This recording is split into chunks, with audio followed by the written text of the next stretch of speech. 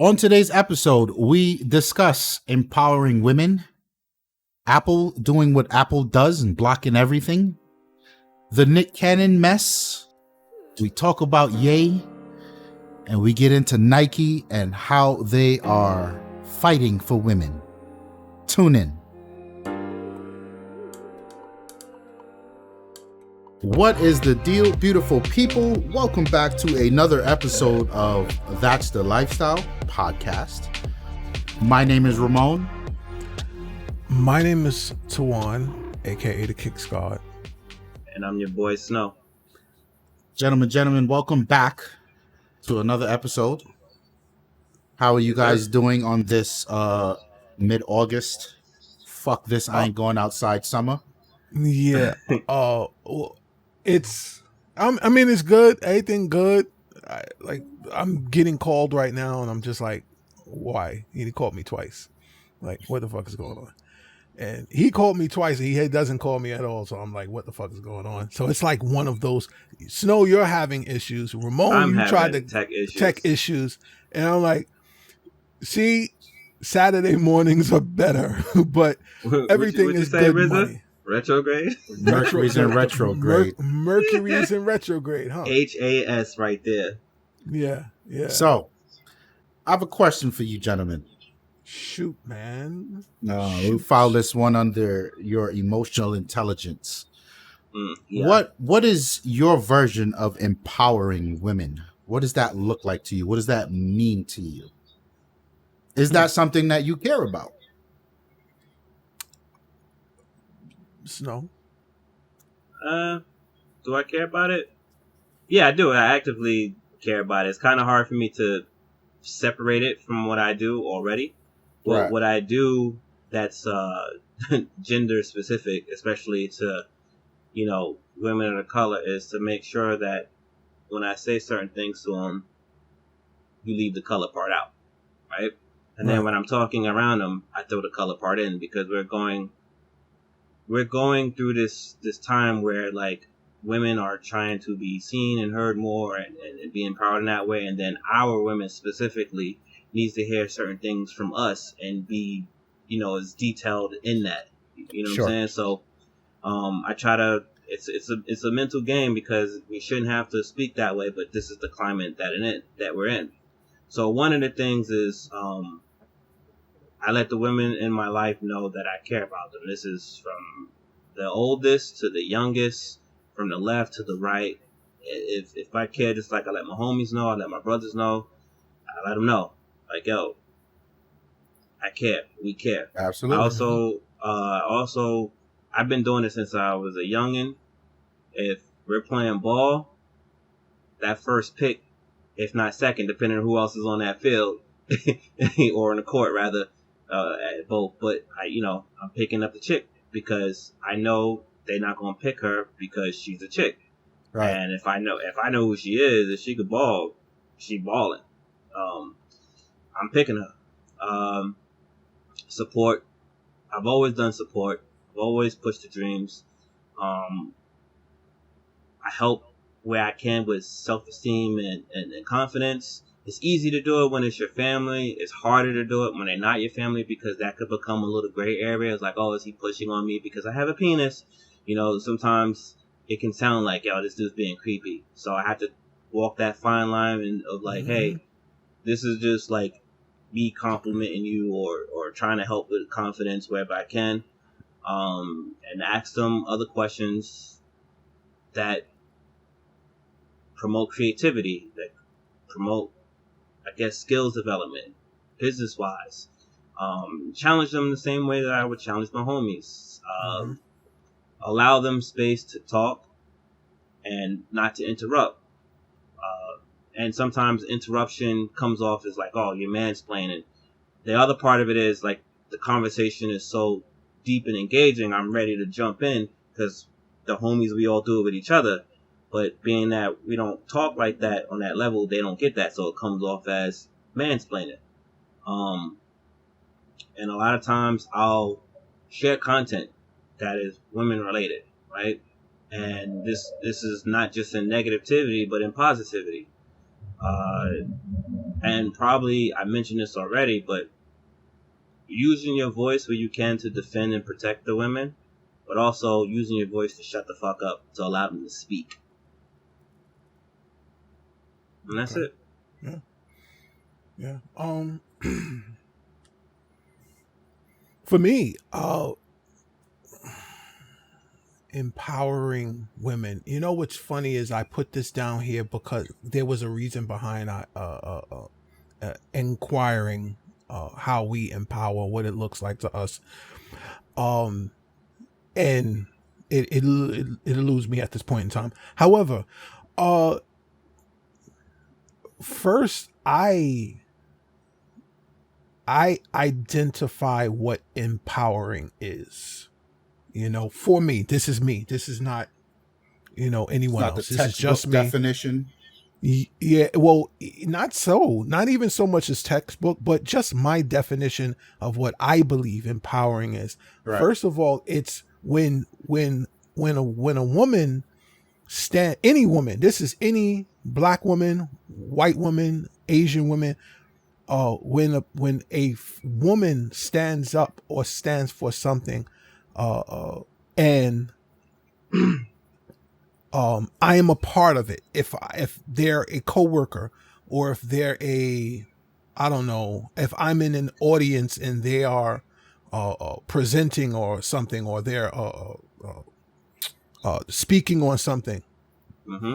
I try to champion the woman in that manner. I am not for no sit down, shut up, Right. put your coverall on and cook food. Yeah, You know what I'm saying? And it like very much akin to what goes on in my household when it comes to my wife and her job. Like I am whenever she is faced with something, I believe that first of all, I am on her side. And I think that's a reassuring that for me needs to be done. Secondly, encourage her to speak, not so much to what she has a problem with, but speak to how the problem affects her. And let's say if it's at her job, speak to how this issue negatively or positively impacts her, and then dialogue how the issue can be resolved. If it's a negative issue, if it's a positive issue, dialogue how it helps everyone, or it helps me, or how it impacted me. So when it comes to, and that's what I think empowering a woman looks like, is Mm-hmm. You empower them to, it's almost like you're motivating them to be greater, if that makes any sense. Like I I understand. don't think a woman needs a person to motivate them to be great if they're already great on their own, or if they're already taking forward steps to be a great in their own right. I think that it's important for a man, because this is in our society now, equality is a big thing. So I am for the empowerment of a woman within the equality. I am for the support of a woman in the job setting if there was an EEO issue, and I think everyone should know what those words, those acronym means. I don't. If there is, you don't? Nah. You don't know what EEO is? Mm-mm. That's equal employment opportunities. Oh, I'm removed from that So- world, sir. I don't. Proceed. Yeah, so it's sexual harassment, shit like that. Like, it's like these things are important to a striving business. Absolutely. If you have women, even if in nowadays, it's what's so crazy and it just kind of sort of it branches off into a separate conversation about um LGBTQ. I think inclusion is the overarching inclusion. You know, baseline these days. Right. And how it branches off is now because there are so it's becoming more and more accepted to be in that LGBTQ, pardon the leaving out the rest of the letters just for time's sake, because we are so inclusive in those things in the job and in society. Now there becomes is a lot of man on man issues, woman on woman issues, woman on man issues, man on woman issues. So it's when I say it's funny that that whole topic about being sexist and how it and I lost my fucking point. God damn it. It's important. Fuck all that. It's important to empower a woman in all that they do. Sure. Because I lost my goddamn thought and I'm like, all right. What? I'm with you. Fuck. I'm with you. HAS. Moon retrograde. Mercury's in retrograde. God damn it! So you guys both said some things that I find very interesting, that I would be triggered by. I think mansplaining was a relatively new terminology to me. What is it? Mansplaining. Sometimes it's overused. That's why I pulled it out. So there's this thing about us, right? Piggybacking on what Tawann just said about man on man, woman on woman, woman on man, man on woman issues. Whenever someone's in the middle of their issues, their issue is the most important thing in the world, and it's a great example of why they shouldn't be here. Now, what I mean by that is, in the context of this conversation, in an argument with whomever, your significant other, you'll hear, motherfucker, you always mansplaining this shit to me. I don't need you to mansplain right now, right? And it may not be a significant other. It may be a cohort, or it may be a colleague at work or a peer or whatever. And I always find that it's overused because men and women communicate very differently, very differently. And I always believe that your perspective is your stead, the communication is the bridge, and in the middle is where we all meet to coexist. Right. Your perspective and your communication is totally up to you. And it takes a ton of work for you to rewire your communication to get your perspective across to another person. Right. And I feel like most often when you look at these type of things, the person, the woman on the other end, if her point is being missed or she's struggling to connect to the other person, you get this overarching blame of mansplaining. And it's like, well, I'm a fucking man. How else am I supposed to? And it's crazy because there's no word called woman-splaining, right? Because as a woman, you explain shit how the fuck you explain shit. Absolutely. Right? But I get why it's a thing, because I guess the textbook definition is men saying things in a way that's demeaning to women or they're patronizing them. Like, that's not what we're doing. We're just having a fundamental disagree. We're missing each other. That doesn't mean this is mansplaining. And I hear that shit all the time. And I was like, you know what? Number one, fuck you. And number two, as someone fighting from that self-righteous point of view, don't put my gender in this. I'm never in a hurry when I get into an argument, a tiff, when I get on a ball court, when I answer an email, I'm never doing it from the perspective of, I'm a man today. Let me answer this like a man. Like, I'm a fucking person. So I don't appreciate someone. Can you imagine me going to the store to pick up milk and someone's like, black milk process? What? You don't buy milk? As a white, Indian, blue, green motherfucker, you don't buy milk? So why the process of me buying milk now has to fall under a category of black? Right? Because we had these conversations on this podcast before. Like, I'm fighting to get away from that. I'm not in a hurry to identify myself as fuck all. You want to identify me? Then my name is Ramon. You want to know what I do? Then Google me.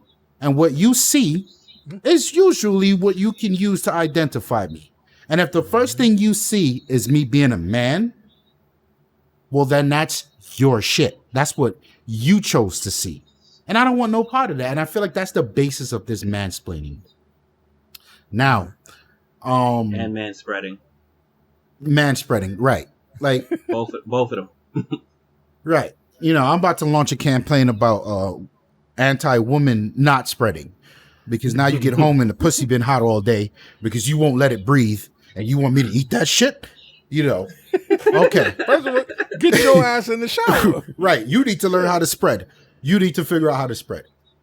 All jokes aside, I don't empowering women has never been a thing for me because a thing generally just a thing for me. Like, No, I didn't because get it's it. built into the character. Empower Right. all. Whoever I come across, if you're in my circle, man, woman, cat, rat, dog, like, how do we build? You know what I mean? Yeah. So empowering women has never been a topic that's come up to me. Like, how can I do better? Like, I don't need to empower women. Like, if you guys met me, like, my overarching mantra has always been love. Right. What more power do you want? You know what I mean? Like, that's all I got for you. And I feel like that's enough. So empowering women, if I had to choose a way to do it, I think understanding and love. You know what I mean? Like, yo, where you coming from? I got you. But even despite where you're coming from or where I'm coming from, where I'm going, where you're going, we can still meet in the middle or in the midst of that and coexist. I don't have a you know, a disdain for that. But I get why these things exist. I get why mansplaining exists because there are chauvinistic fucks out there. I get why empowering women is a thing because, women been through it and continue to be through it, right? Me and my wife last night watched. You guys should probably watch this when you get a chance. It's this Netflix special with a black gay woman. I think her name was Sam something or the other. Okay. And my wife said something very interesting to me. She said, it's the first time we got through something and I didn't see you laugh at all. A lot of those jokes, and let's be clear, the special was well written and well executed. So much so better than most of the things I've seen on Netflix. And I'm putting her above Kevin Hart. The issue is here, I wasn't connecting with a lot of her perspective because I never had to think about it.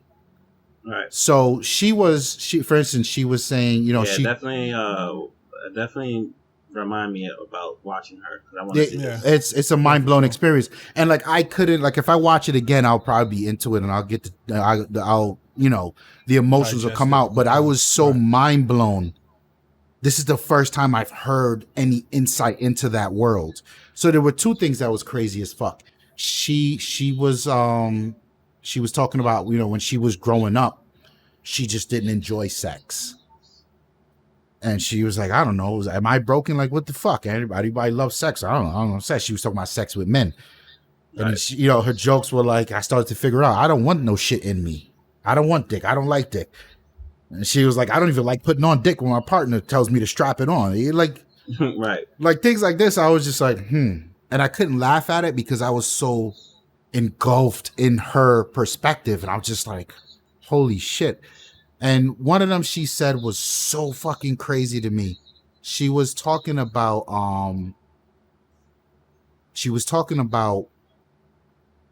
black women and white women. So women's equality, right? And she was attacking and I say attacking to get the emphasis across, but she wasn't attacking. She was honing in on the fact that the women's rights movement only matter for white women, but then when they get where they need to be, black women and other subgenres of women just don't matter. Right. And she was saying all the time, much like some of us, we share this perspective, touch on, touch off of Black Lives Matter. Right. She was saying, yo, I'm not on board with that shit. She's not saying I don't want rights as a woman. She's saying I don't want to be attached to that because that ain't pure. You get what I mean? Like, it all looks good, but the minute it comes to fruition, my end of the bargain always seems to fall through the cracks. Right. And I was just like, fuck. Yeah, and she's making these points in such an intellectual way that I was like, holy fuck, like, this is dope. And then she had a point of like they asked me how I feel about transgender women. Like, what if, because now we're diving deep, right? A transgender woman sees themselves as a woman. Right. We're not going to get into that conversation. It's a lot. But she was saying, how do you feel about a transgender woman beating up a woman? Yeah. And then she was like, well, obviously this motherfucker is so much stronger than what I'm supposed to say, a traditional woman? A real woman? Yeah. She was like, obviously there's a scale here. And that's the rabbit hole that I discussed with Crystal, my wife, about. And it's so wild. And again, we're not going into all of that, right? That rabbit hole gets very deep. However, so how do I explain to my daughter that my 10-year-old daughter that's going to the bathroom to use the bathroom? How do I explain, hey, when she comes to me and says, hey, there's a man in the bathroom with me, and then I wait for this, what she saw, come out of the bathroom, and mind you, you have transgender, but you also have men who, you have a person who was born a man but believes that they are in their own mind and in their own spirit, in their own body, in their own heart, that they're a woman. And it is lawful now to respect that. Yeah. You can get in trouble if you disrespect it. Yeah. However, how do I explain that scenario to my daughter? And then I'm going to take it 2 steps further. How do I know that this individual isn't some sort of pedophile? Because so it's a slippery slope. Yeah, there's a lot of directions that goes. And I mean, we can put this on the docket to really dive deep, because that's a whole other thing. Yeah, and what I will say to close that out is, I'm just getting wheels turning, baby. Part. Yeah, there was a point in time women when you would have had to explain to your daughter why a black person's drinking from the same water fountain. Absolutely. And me as a black person in this country, I owe it to whatever the fuck transgender is, trans tree. If motherfuckers woke up today and said, like, I feel like a Lego, I owe it to them to try to understand that. Right. Absolutely. So absolutely. That's all I'm going to say about that. For sure. I agree. Empowering women. Empowering all women. If empowering women is a topic to you, then I feel like there's something broken within you. You feel like if it's a topic, I understand what you're saying. If it's an actionable agenda, I feel like there's something broken, because you should be empowering everyone around you, man, woman, rat, cat, dog. Yeah. And if you're acting out of guilt, then I hope you realize that guilt. It could be perceived as misdirected, right? Because equal rights opportunity, where did that come from? That only exists because there's some fuck shit. Right. I don't think that that's empowering women. That is finally owning your shit and disseminating a right that I have that my partner should have had a long time ago. Same for women. That's my point. Same for women. Same. If I'm getting paid $100, God damn it, she should be getting paid $100. Absolutely. Absolutely. You know. So if in that line of thinking, to your point, yeah, you got some issues, but I think in this climate and at this time, because what women, the voice of a woman is so powerful in itself. Shout out that lawyer from California that just made the ticket for vice president. What is her name? I don't know. Whatever it is.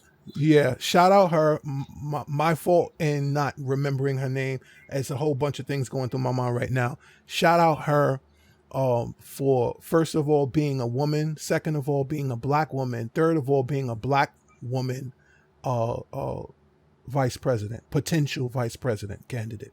Yep. Shout out her. Switching gears. Let's big switch. Talk about Apple yet again. Apple. Fuck Apple. So Fuck Apple. Apple blocks. Apple went out of their way to block the Xbox xCloud application from the App Store. This they one recently just blocked somebody else too. This one goes deep. Yeah, they kicked Fortnite out as well. So this one goes deep. So Fortnite one might be a little bit more justified. For those of you who are not in the know, Xbox. Yeah, I missed this one. xCloud or whatever they're calling it. Pretty much, this is a cloud service that allows you to stream your video games from the cloud. Okay. And what's interesting about that is you don't need the raw hardware power on the device you're on to play these heavy-hitting games. Let's put that in perspective. Get you on the way. If you take something like Halo, you can never play Halo on your phone. It's just full experience of Halo. Right, it's a graphically intensive thing. Your phone can't handle that. But if you take Halo and put it in the cloud and let the cloud crunch the graphics and funnel it down to your phone, now you can get away with it. The only thing you have to worry about, like Snow just said, is your internet connection to the cloud. So this is what Microsoft wasn't the first to do this. We've seen this so many times before. We've seen OnLive. We've seen Sony's took their crack at it. But you've got Stadia. That's Google Stadia that just launched. Out of all of those, the Xbox Game Cloud, the xCloud seems to be the favorite one for the industry because Microsoft figured out how to make the experience work. And what I mean by work is it's not about the cloud crunching the numbers. It's about your connection to the cloud. So if you get on there, chances are, if you connect from a Starbucks Wi-Fi to the cloud, no, you will not be good. Right? But in theory, if you connect from your house where you've got 400 or 500 megs down, you should be good. With all the other services, that was not the case. Even with decent internet connection, it was not good. Somehow Microsoft figured out how to get it work, and they're banking on it heavy. Okay. Fine. Apple is saying, because Microsoft is pushing this down to iOS and Android, and everyone's super excited because now you're looking at a scenario, and it's a very real scenario because it was in beta for a long time. Right. You connect your controller via Bluetooth, it's your PlayStation 4 controller or your Xbox One controller, to your tablet or your Android phone or your iOS phone, and you launch this xCloud app, and there it is. There's Halo, and it works. And it fucking works. And Microsoft is charging you. Microsoft is all about this subscription service. So for, what is it, $25 a month? you get access to 100 games up there and more coming. Right. So everyone's excited to get a piece of this experience. Right. Apple shows up and says, nah, y'all get the fuck off my app store. What's going on here? Right. So Apple is saying, we are who we are because every single app that touches the App Store has to go through a rigid test process to make sure it's safe for our users. Okay? And how this app stands out from the norm, Apple is saying within this xCloud app, you have other applications. They're talking about these 100+ games. So Apple is saying we need to be able to go through every single game and certify it and say that it is good to go, which is the most anti-consumer dumb fucking thing I've seen from Apple thus far. Yo, aren't they in litigation, some sort of court issue right now over this type of shit? I don't remember exact. Yeah, there's something. It has something to do with their. They're with getting their app reamed for store. some shit like this already. Yeah. It's like what? So Go this ahead. is the reason Amazon Video doesn't exist on iOS, and it's partly the reason it doesn't exist on the Android Play Store.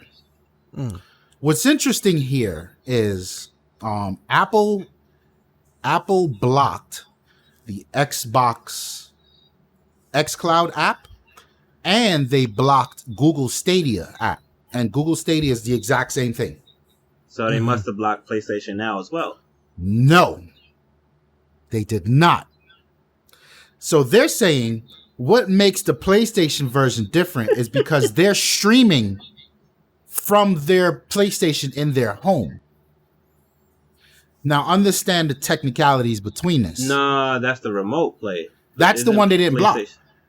The remote play, I understand, but it should be under the same thing.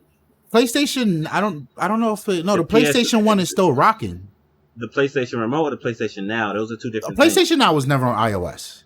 Okay, cool. I don't think it was ever on iOS. Okay. But the PlayStation Remote app is what's very telling about this. You've got, let's talk about client and terminal, right? Or terminal and server. Your phone now becomes a terminal. And that terminal connects to a server somewhere. With the PlayStation app that's allowed to rock, it just happens to be a PlayStation in your house. But you're still streaming that connection. With the Xbox and the Stadia, PlayStation is up in the cloud. Right. What, pray tell, is the fucking difference? Yeah. You understand what's going on? I'll tell you the difference. Apple has their own arcade shit. Yeah. That they also bundle under a subscription. They don't want, because if you're going to be spending that same money a month, Apple's arcade now looks like fuck compared to the real games that you can get over on the console side. Right. And it's my wholehearted belief that Apple's like, no, protect that. That's what we call anti-consumer. Yeah. You understand what I'm saying? And it's the wildest. They're even like pundits, the Apple pundits. Like, I don't know if you guys know who Rene Ritchie is.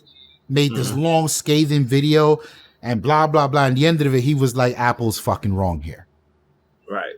Because the reason that they would want to scrutinize each piece of software within that software is because they're looking for threats. Fam, you're just streaming this data. It's not accessing any microphone or any of this shit on the hardware. Like, no, it's just a stream. It's no different than Netflix. And if you can let Netflix on, right? If you can let so imagine them saying, yo, we're banning Netflix because we can't certify every single fucking movie that's on there. How fucking dumb does that sound? Exactly. Netflix, Amazon Prime, Hulu, This HBO is exactly Max, what they're doing. And it comes at a time. Twitch. It comes at a time when Microsoft is taking some beatings out here, right? Because they got a misstep with Halo, which we'll talk about in another episode.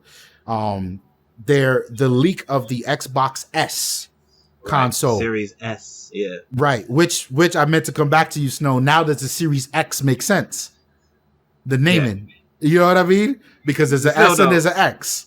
Fair enough.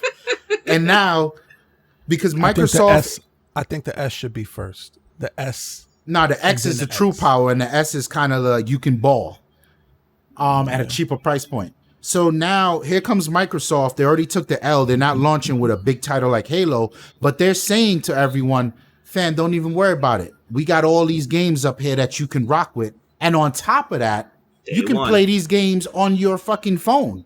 So they're established themselves as a platform, much less than a traditional console before. They're branching out. And here comes Apple just putting the thumbtack in that. Whoops, that's a large market that Microsoft would have been able to capture on iOS devices versus just gamers in general. It's a large market. I could argue there are a lot of Sony people out there who would not have bought an Xbox before, but would buy an Xbox now because they can play some of these games truly on the go because they don't have a Vita like they used to have a Vita. But they got a phone. They got an iPad. You could still get a hardcore gaming experience in. Sidebar, what if they hack the xCloud into the Vita? Woo! Yo, the way Microsoft is moving these days, I wouldn't be surprised if Microsoft was like, fam, hold that. Mm-hmm. Because it's nothing difficult, right? It's just an app that streams to the cloud. They could do it. They could do it on Nintendo if they wanted to, and that's Microsoft's play. They're decentralizing the experience. So the experience is no longer the experience for all Microsoft properties in terms of games are no longer tied to that box. Wherever you are, they want you to be able to play. And understand how crazy this gets. They could turn around and launch xCloud, the xCloud on Windows 10. Well, why would you need it? You're on a PC. But you can go in Best Buy and buy a $600 laptop and still ball out. Yep. Like shit just looks different. Or even my little 350 throwaway. Because my 350 throwaway, I'm working on my powerful machine at the job at home. And as long as I can use whatever I need to use, there's no difference in performance or issue. I'm very close to 1-to-1. If it was video game related, fam, it's like I have it installed on this machine. Yeah. And I think of like when my wife and I went on our honeymoon, I had my iPad with me. It was iPad Pro. Because you never know. You know, I may feel like editing some images while we in the room doing nothing, relaxing at night. You know those how periods happen. Those times happen absolutely. When you're on vacation. You know how, because it's a ton of downtime on vacation, right? You know how elated I would have been to be able to still play some games? And not here's the mobile game, the Candy Crush, like still be able to build cars in Forza. Yeah, like, yo, what was it? What dropped? And you had y'all had a trip already planned? Oh, no, that's when the Xbox One came out. Yeah. I was in the Poconos, fam, that hour and 30-minute drive turned into 45 minutes. I got to GameStop. No, I had it home, but I had to pick up, I think, a battery from GameStop. Battery, yeah. For the controller. You had the first edition. Yeah, fam. Boy, oh boy. I was like, fuck, son, this vacation is ruining my life. Because I know everybody had their joint sets like the Thursday. Yo, you're always never there. Absolutely. There I'm was never there. I want to say Battlefield was one. One of the Battlefields. Two of them dropped, and I was traveling for work. There, son. I was like, yo, son. I'm never home, son. Like, I'll be upset. Son, niggas was leveled. I think it was leveled up. I'll be upset. Like, niggas had ACOGs on their joint before you even got the gun. I'll be upset. Son, so yeah, the xCloud thing is still, and this is not about Apple. This is not about Microsoft. These concepts are very clear. Microsoft is decentralizing themselves as a company.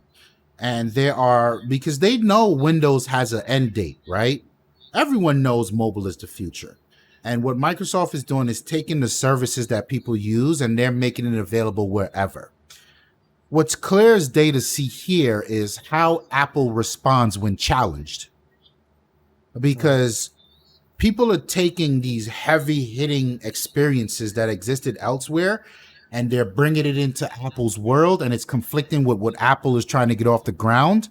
And now you're seeing how Apple responds. Now you're seeing just how not open Apple is, which, by the way, is their prerogative.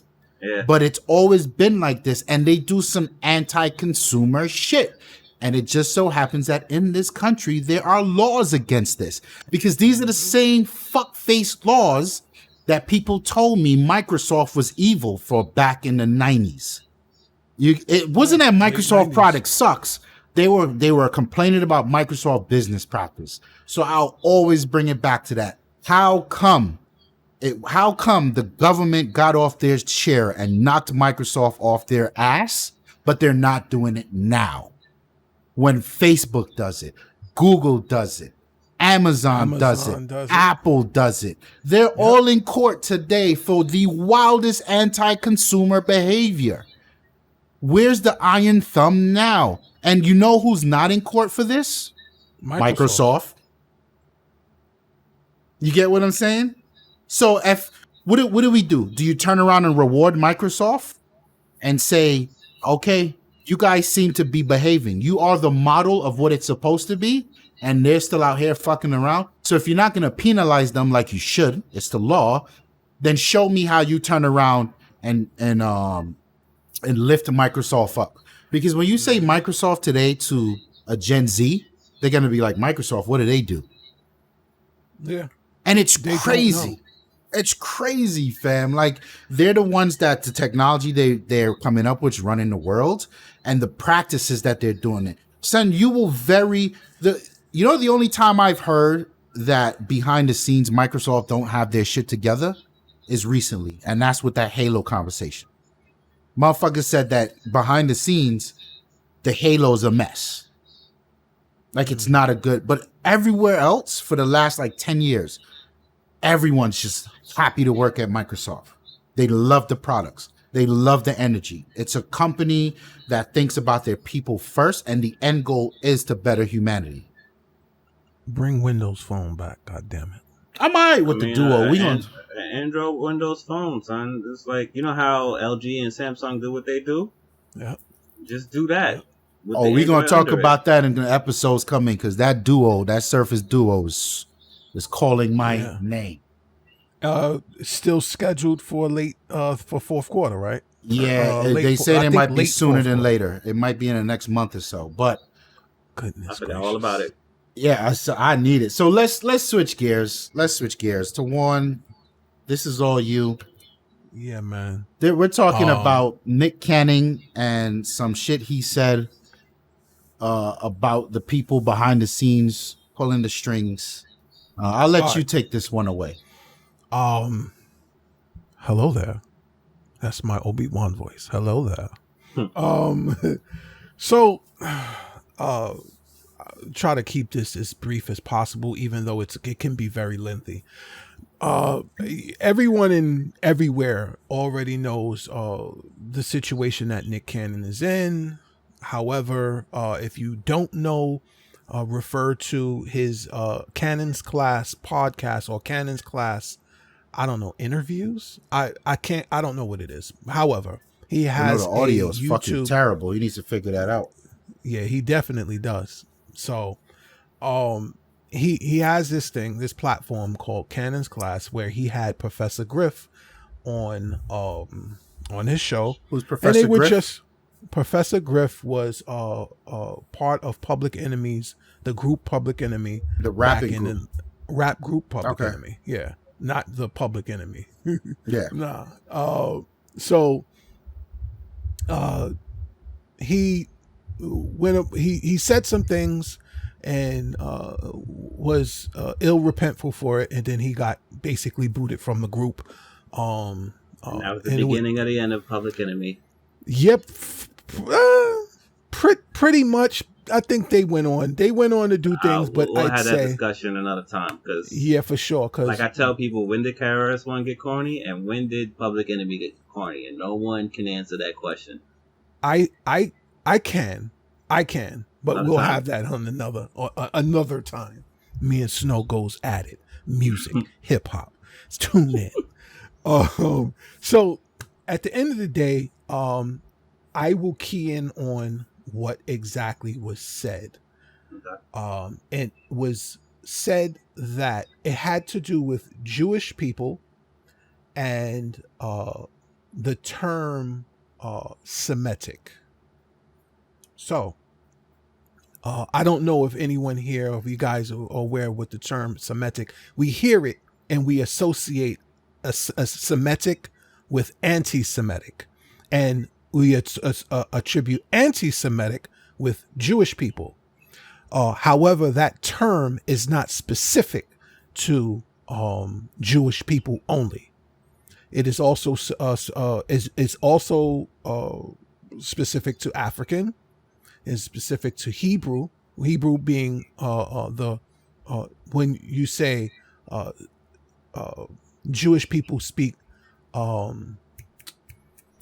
They speak. Oh God, why am I having brain farts today?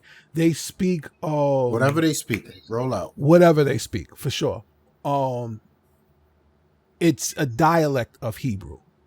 It's not. They speak Yiddish. So, Yiddish is a dialect of Hebrew. All right, and also the Muslim dialect as well, Arabic. That is what we consider Semitic is, not necessarily Yiddish, but Hebrew, a couple of other languages I forget. But so he was saying, how can I be anti-Semitic when Semitic has nothing to do with Jewish people?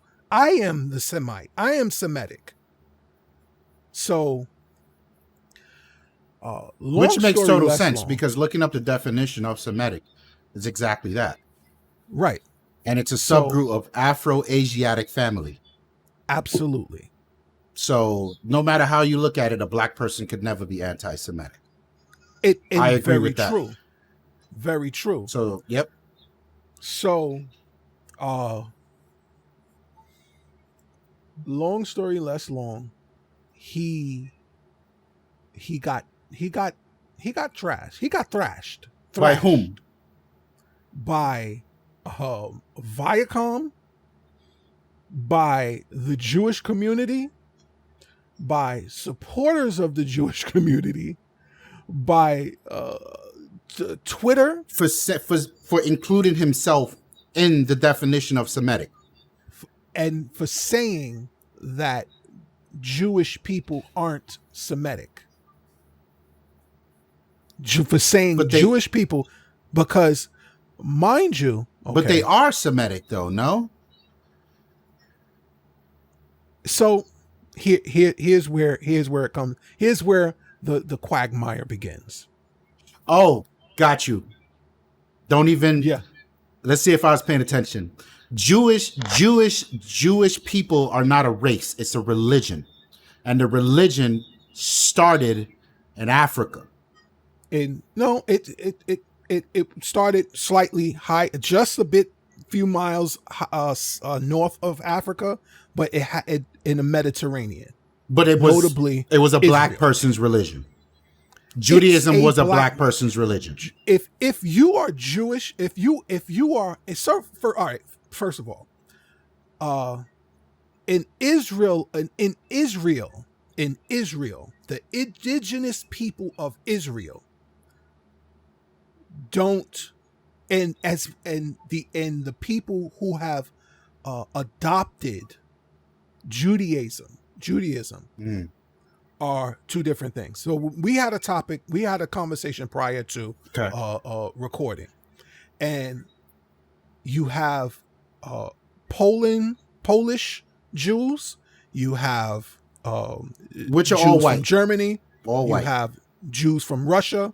You have Jews from the northern part of the world, and then you have Jews from the middle of the world, or Mediterranean, or that you don't refer to as Jews. You refer to them as Israelites, or Sure. whatever. So, what he said, it's funny. It's funny. Am I to include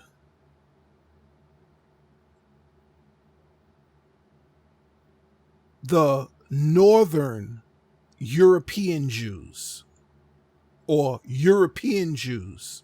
That's basically what it is. Sure. Am I to include European Jews as Semite or Semitic? Understood. Is he?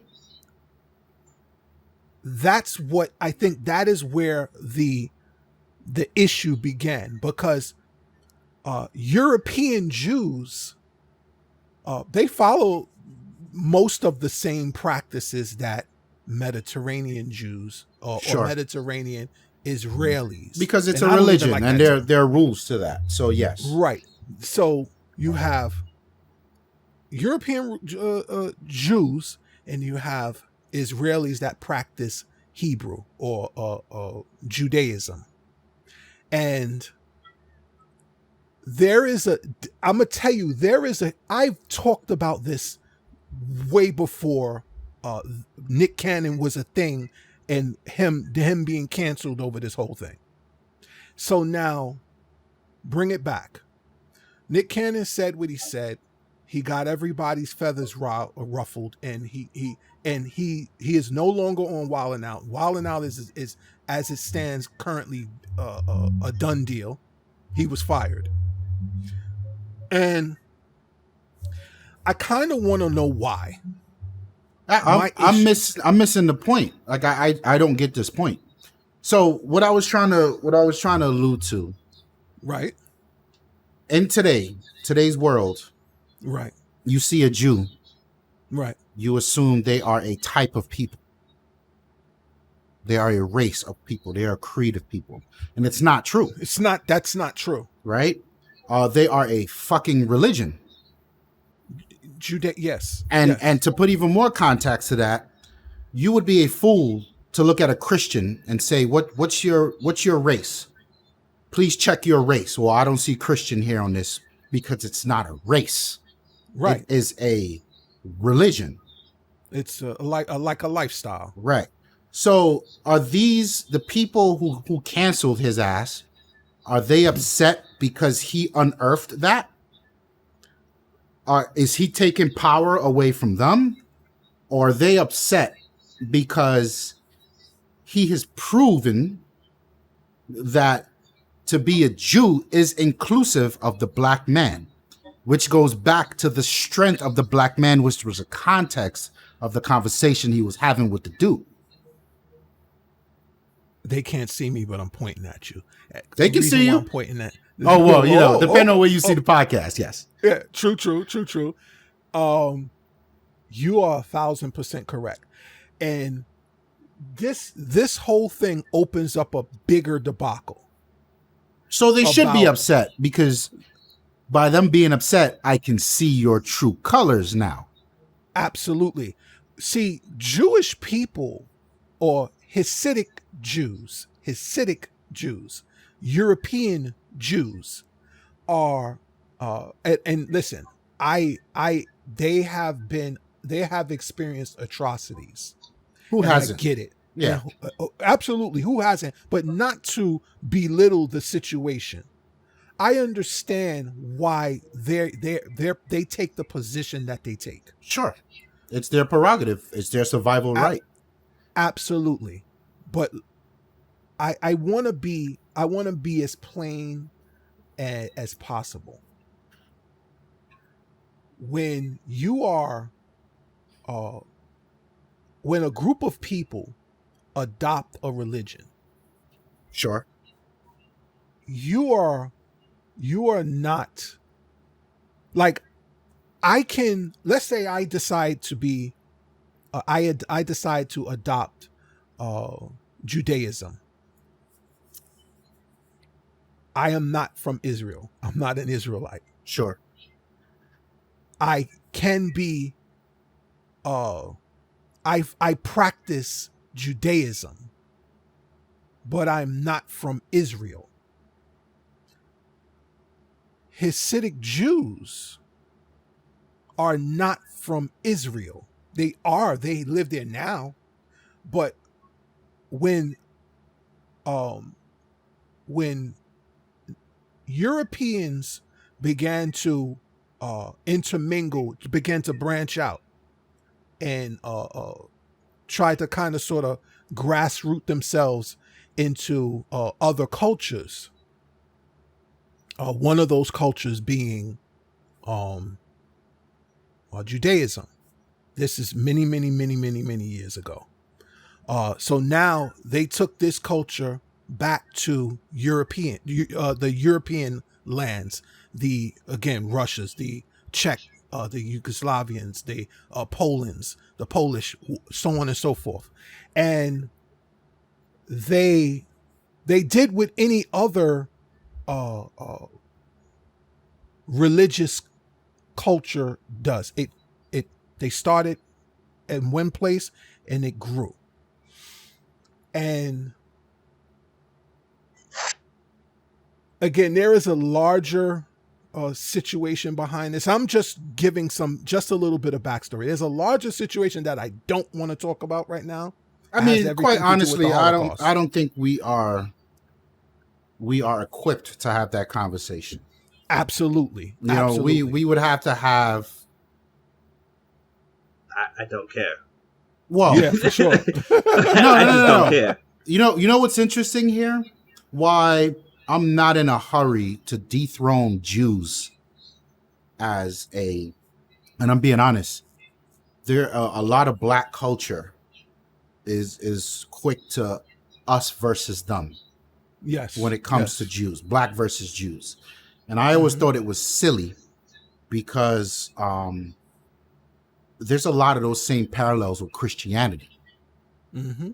And as long as black people embody Christianity, again, like the conversation about women and empowering women, as long as you embody that, then you owe it to yourself and the foundation of your religious beliefs and the constructs of it to understand Jewish people.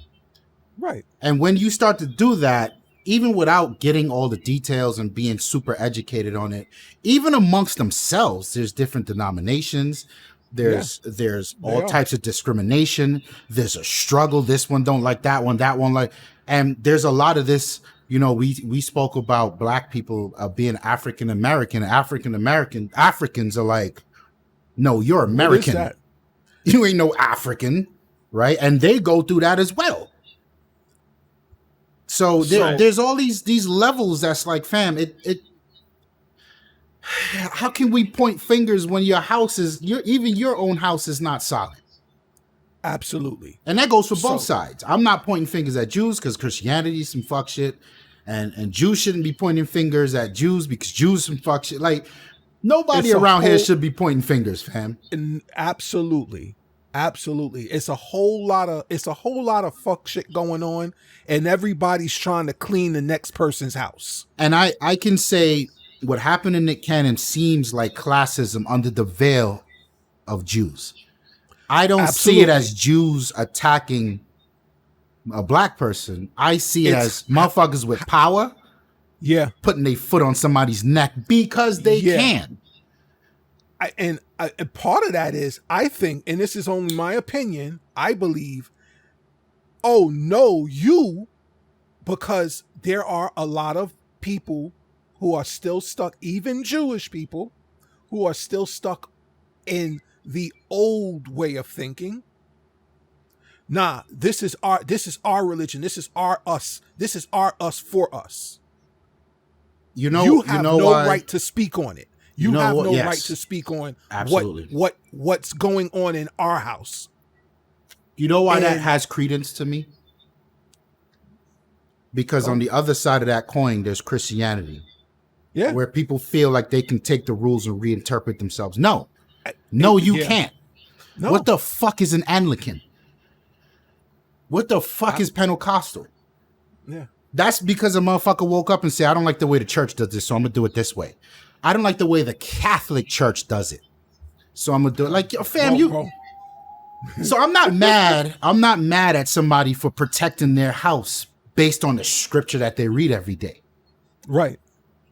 Right. You get what I'm saying? I'm not mad that my country is telling me we were under attack by motherfuckers flying 2 planes into the building for their God. Because I've never met a Christian that would fly a plane into a building for their God. And if you ain't willing to fly a plane into a building, then you ain't really about your God. That's how I see it. You know what motherfuckers turned around and said? They're extremists. I'm sorry. Right. Is there not an extreme way to be a person of religion? Did I miss that entire conversation? Whoa. Hold on, Ramon. And let's not listen. That term extremist, extreme. And I'm not going to go all the way into it, but how the fuck can you call somebody else extreme or an extremist? At what point did you feel like boat loading us to a foreign land was not extreme? Sure. At what point? And listen, we're going to have, because we got a whole lot, I got a whole lot of podcasts in me. I think we should. I think we should table this one and really dig into the weeds. But ultimately, I'm with Snow. Yeah, I don't give a fuck because this is their shit. Yeah, because the definition of the word is the definition of the word, fam. And I felt like I feel like in today's world, definitions of words lose their effect because people say it, they don't understand what it is.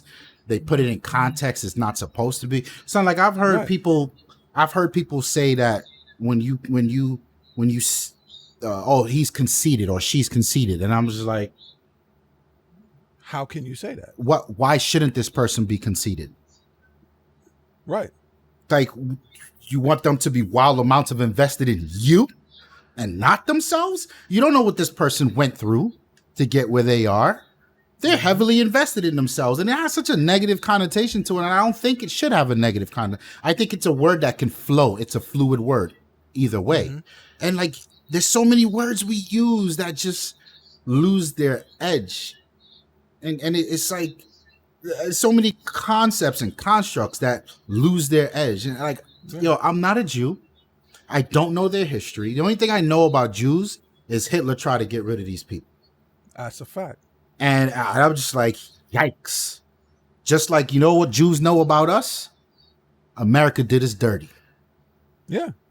They don't, all the other shit, people don't, like, everybody got their own shit, fam. That's your shit.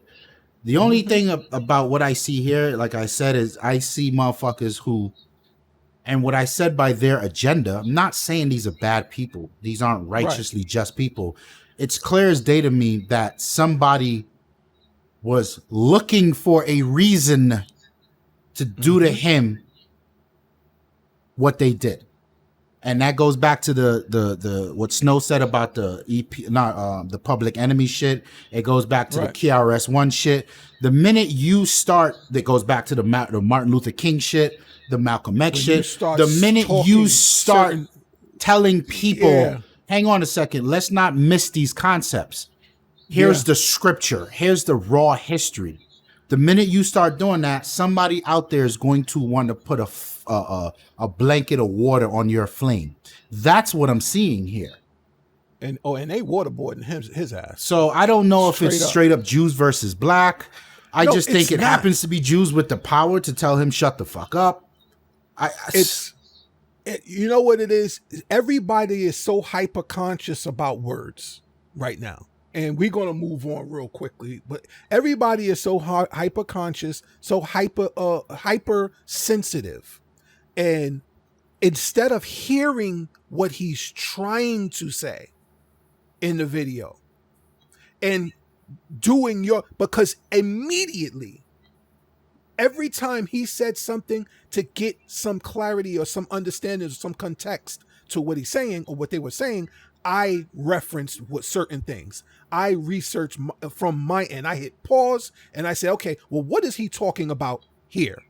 I don't just hear someone say, those aren't real Jews, or Right. I'm the real Semitic.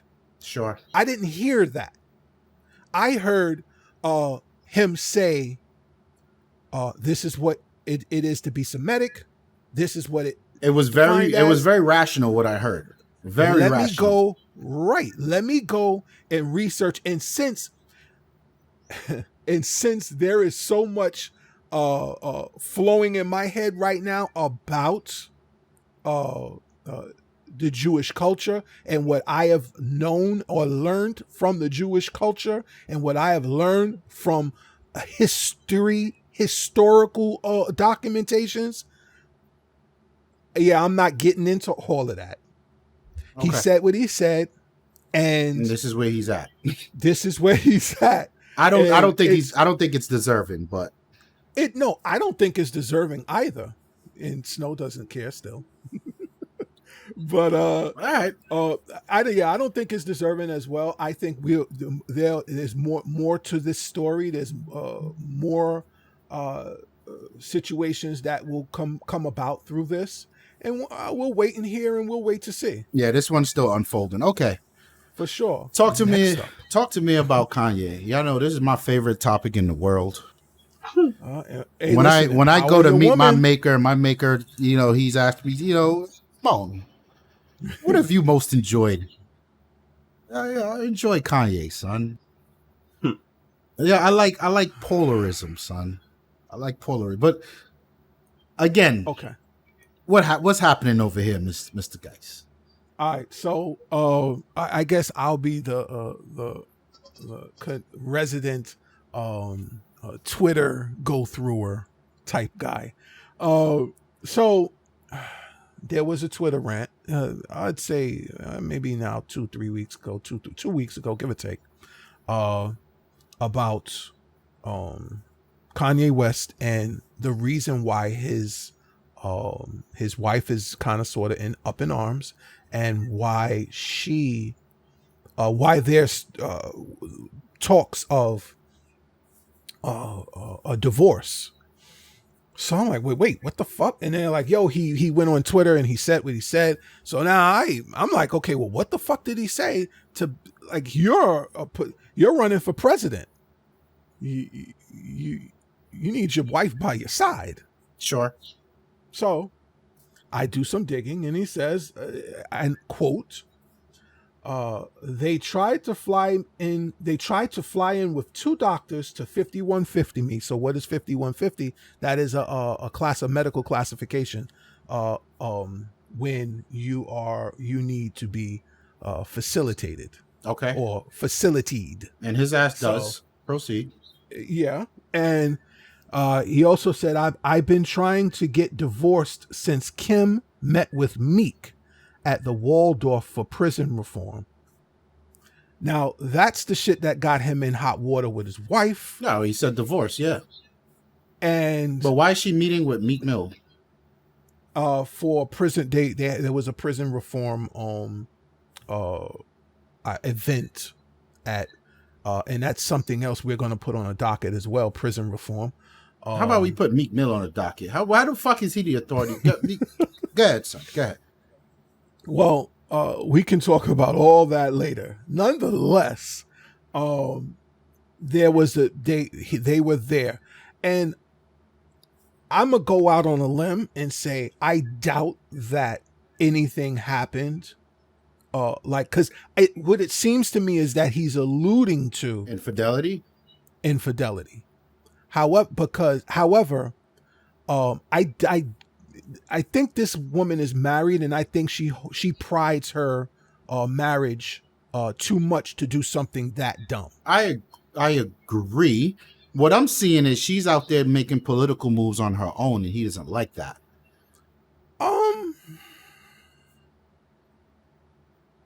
You could be onto something. That's kind of what that looks like to me.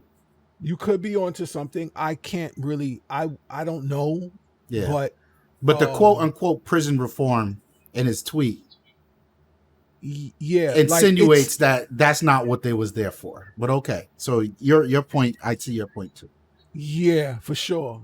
And so he also stated, I got 200 more to go. I didn't quite know what that meant. This my lady tweet of the night. Chris Jong Un. I didn't quite know where he was going with that one. He also stated, "Little Baby, my favorite rapper, but won't do a song with me." So he's clearly ranting. This was separate tweets. This is what my wife would say is an episode. Yeah. Because with his diagnosis and you ain't taking your meds, shit starts looking like this. Mm-hmm. Okay. So go ahead. Oh, you, I don't know. No, go ahead. All right. So, a conversation that I had with my wife about a little more serious situation. I'll omit names. However, we were just talking about the state of an individual who is on medication. Sure. His on medication state and his off medication state. His on medication state is pretty cool, calm, collected. I don't know how it affects him. The medication affects him personally. I got some insight to that for you, but go ahead. Okay. So I know when I have been around this individual, he seems pretty cool. However, his off medication has been something of a problem. So when I look at that situation, and I look at, his diagnosis is, I'm sure, different from Kanye West, but I would assume that someone who is medicated, who is taking medication for whatever psychological issue they may have, they do these things. This isn't as extreme as the previous with the individual. However, they do really weird things, very irrational things, very off the wall things, and I'm just a little. I'm like, yeah, dog, and here now you're running, really and truly, you're running for president. You're on. I think he's still trying to get. I think he needs a certain amount of votes to be put on the bill, but he's late to the party. Very late on that. However, he's trying. Okay. And I'm just like, bro, this is what's going on with you. You're doing this, but at the same time, you're tweeting this wildness. You I don't think that you're in my opinion, I'm no doctor, I don't think that he should be focused on presidency. Agreed. At this current moment. And I think this is just yet another kind of, I'd say, stain. It's not a blemish, not even a stain, a blemish on his name. And I think that it's becoming increasingly difficult to hold his accolades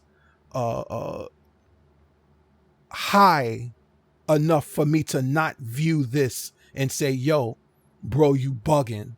You need to stop this. Right. This is why people look at you like and say what they say about you. I understand the brain of a Gemini. We think a certain way. And sometimes we fly off we say what's on our hearts and on our minds instead of thinking it through in many cases.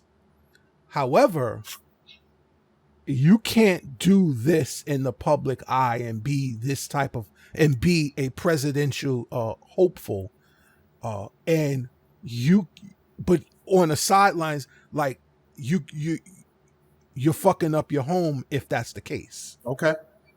You know, that's my opinion. You know, I still love him. I'll pray for him, and I think that he still makes really good apparel and really good music.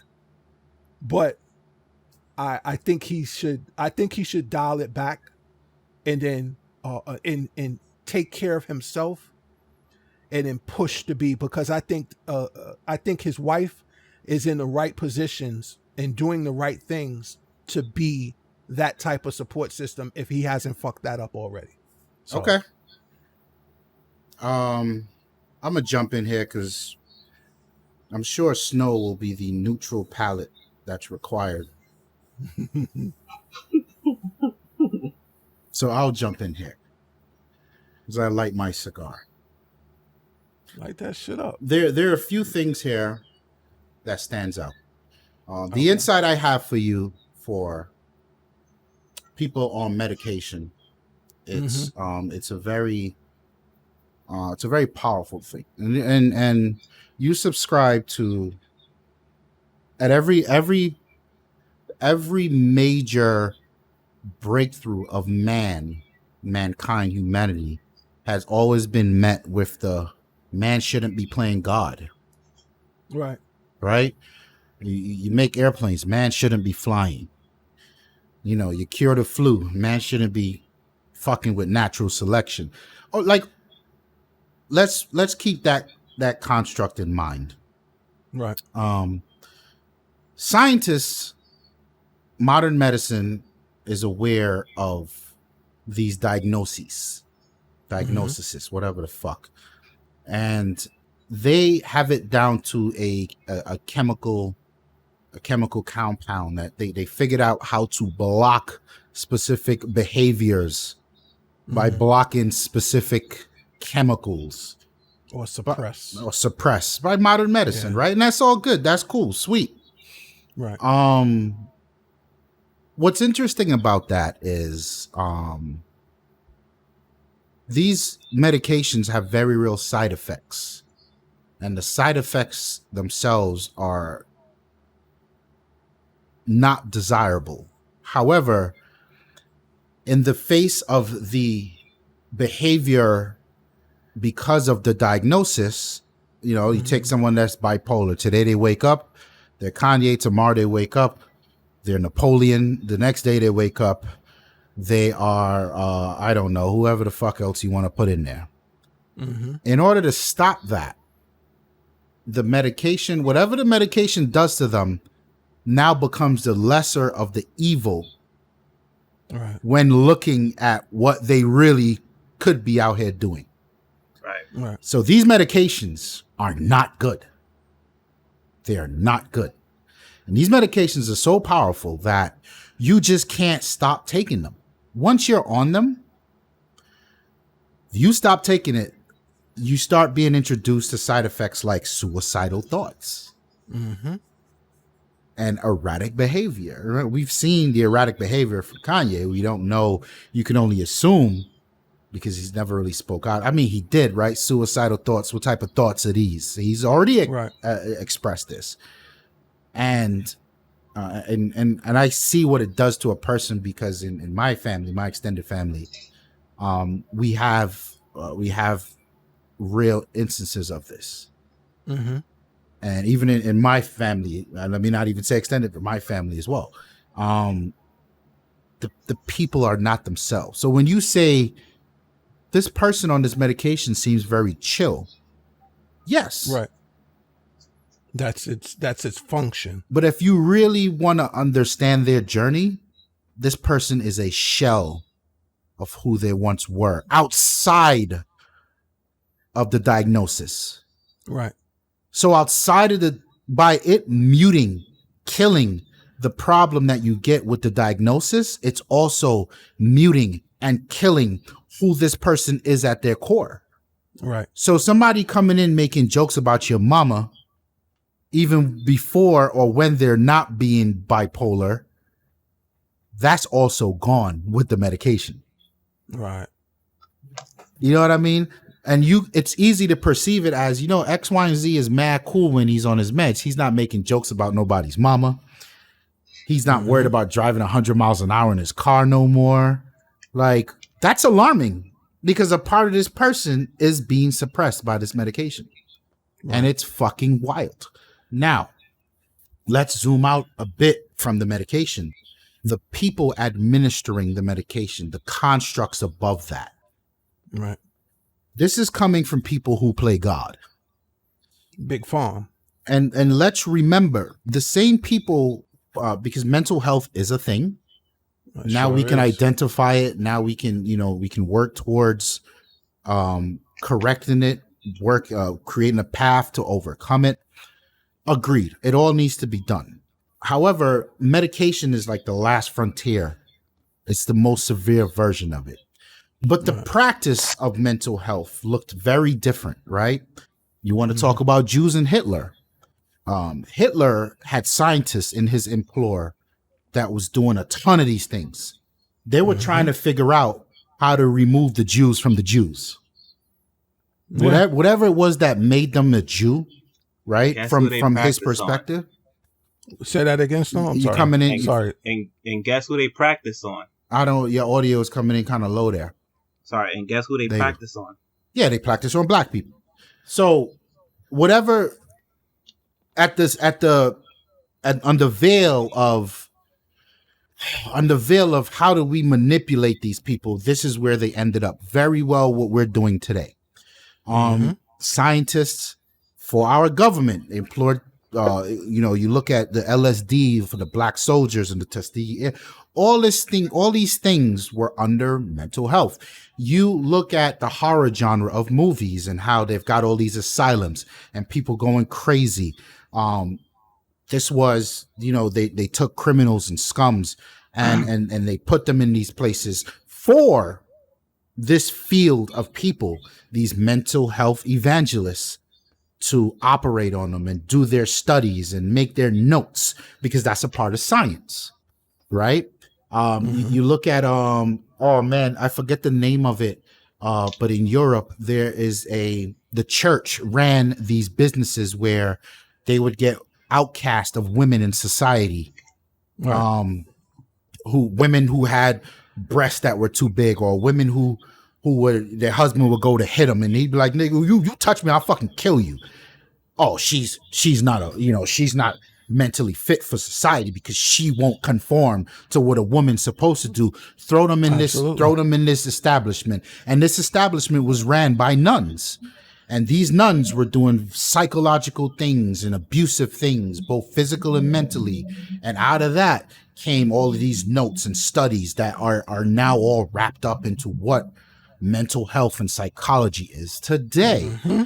Let's never remove the fact that this subgenre of science and modern medicine is playing God. And it just so happens that today we align with a lot of the theories and the outcomes of them, which is why putting Kanye on medicine is okay, right? But 30, 40 years ago, even going back a little further, 1890s, the 1900s, they were doing this to black people. They were trying to figure out how to alter your mental stasis to make you feel less than, to make you conform.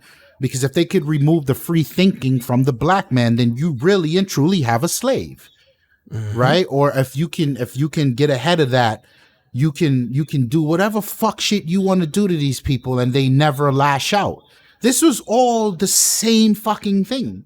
So I'm very cognizant and I'm very afraid to look at someone like Kanye who just wants to be himself and succumb to the concept that, yes, give him a mental blocking pill to kill that part of him, because I think that it's not okay. Well, you know what?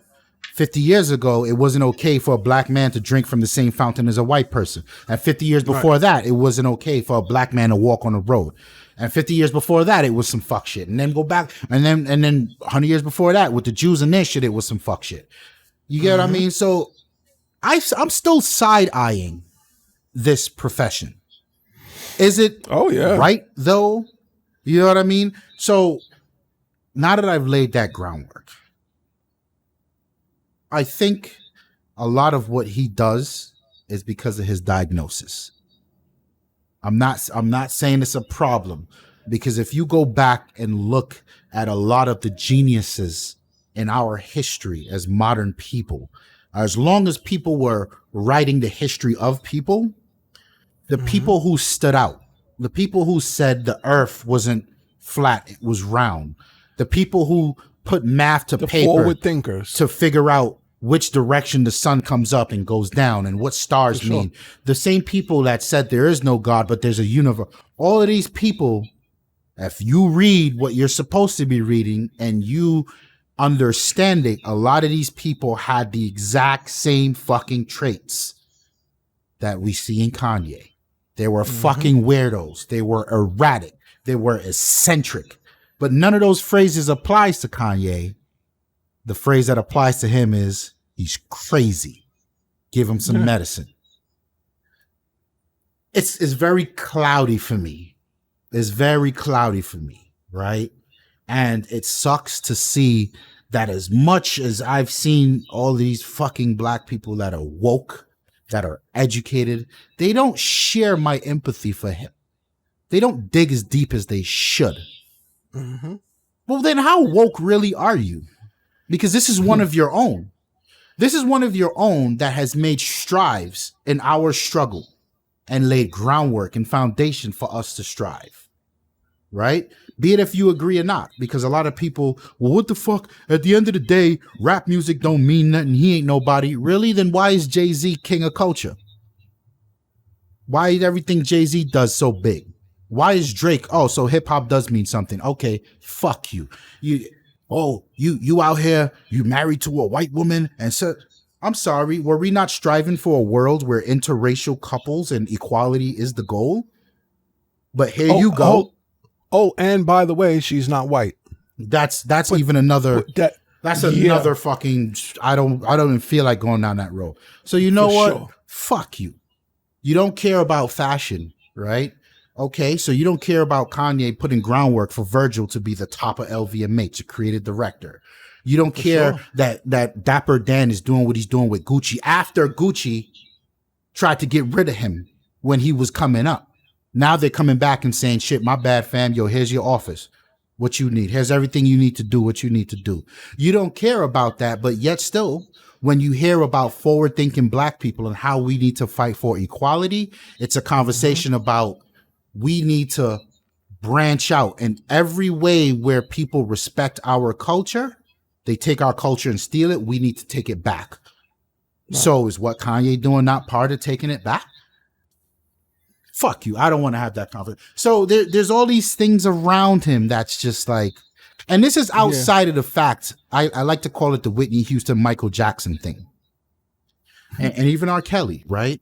We as a people, and this message, depending on who you talk to, this message looks different.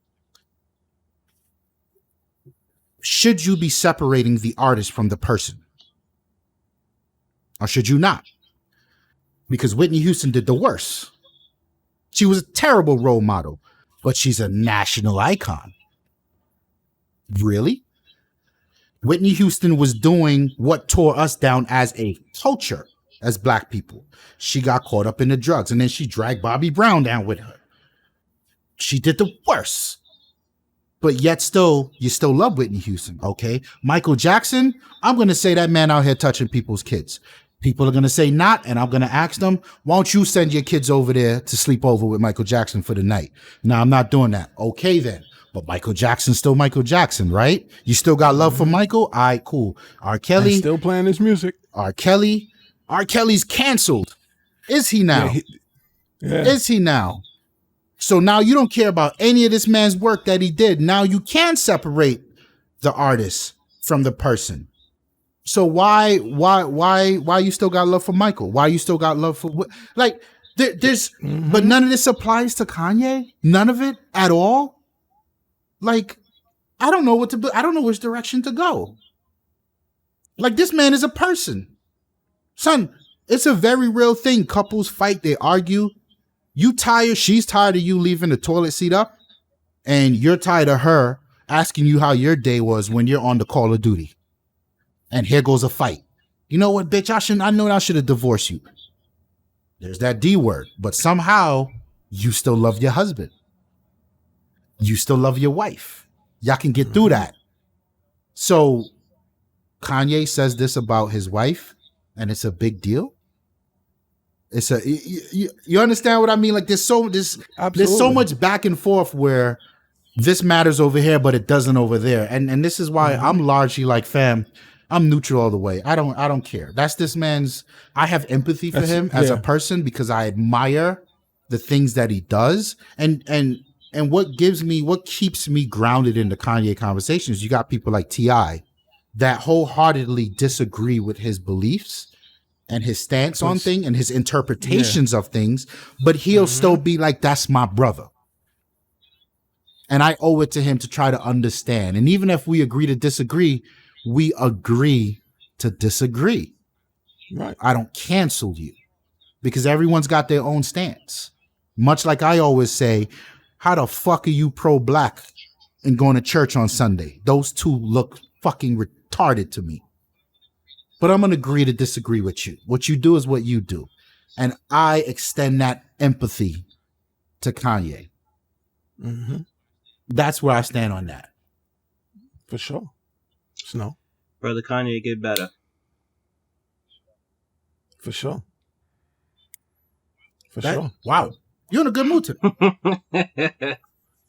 Mercury is in retrograde. Yes. Is it a good mood today? Okay. Brother Kanye, get better. You got more on that, Tawann, or you good?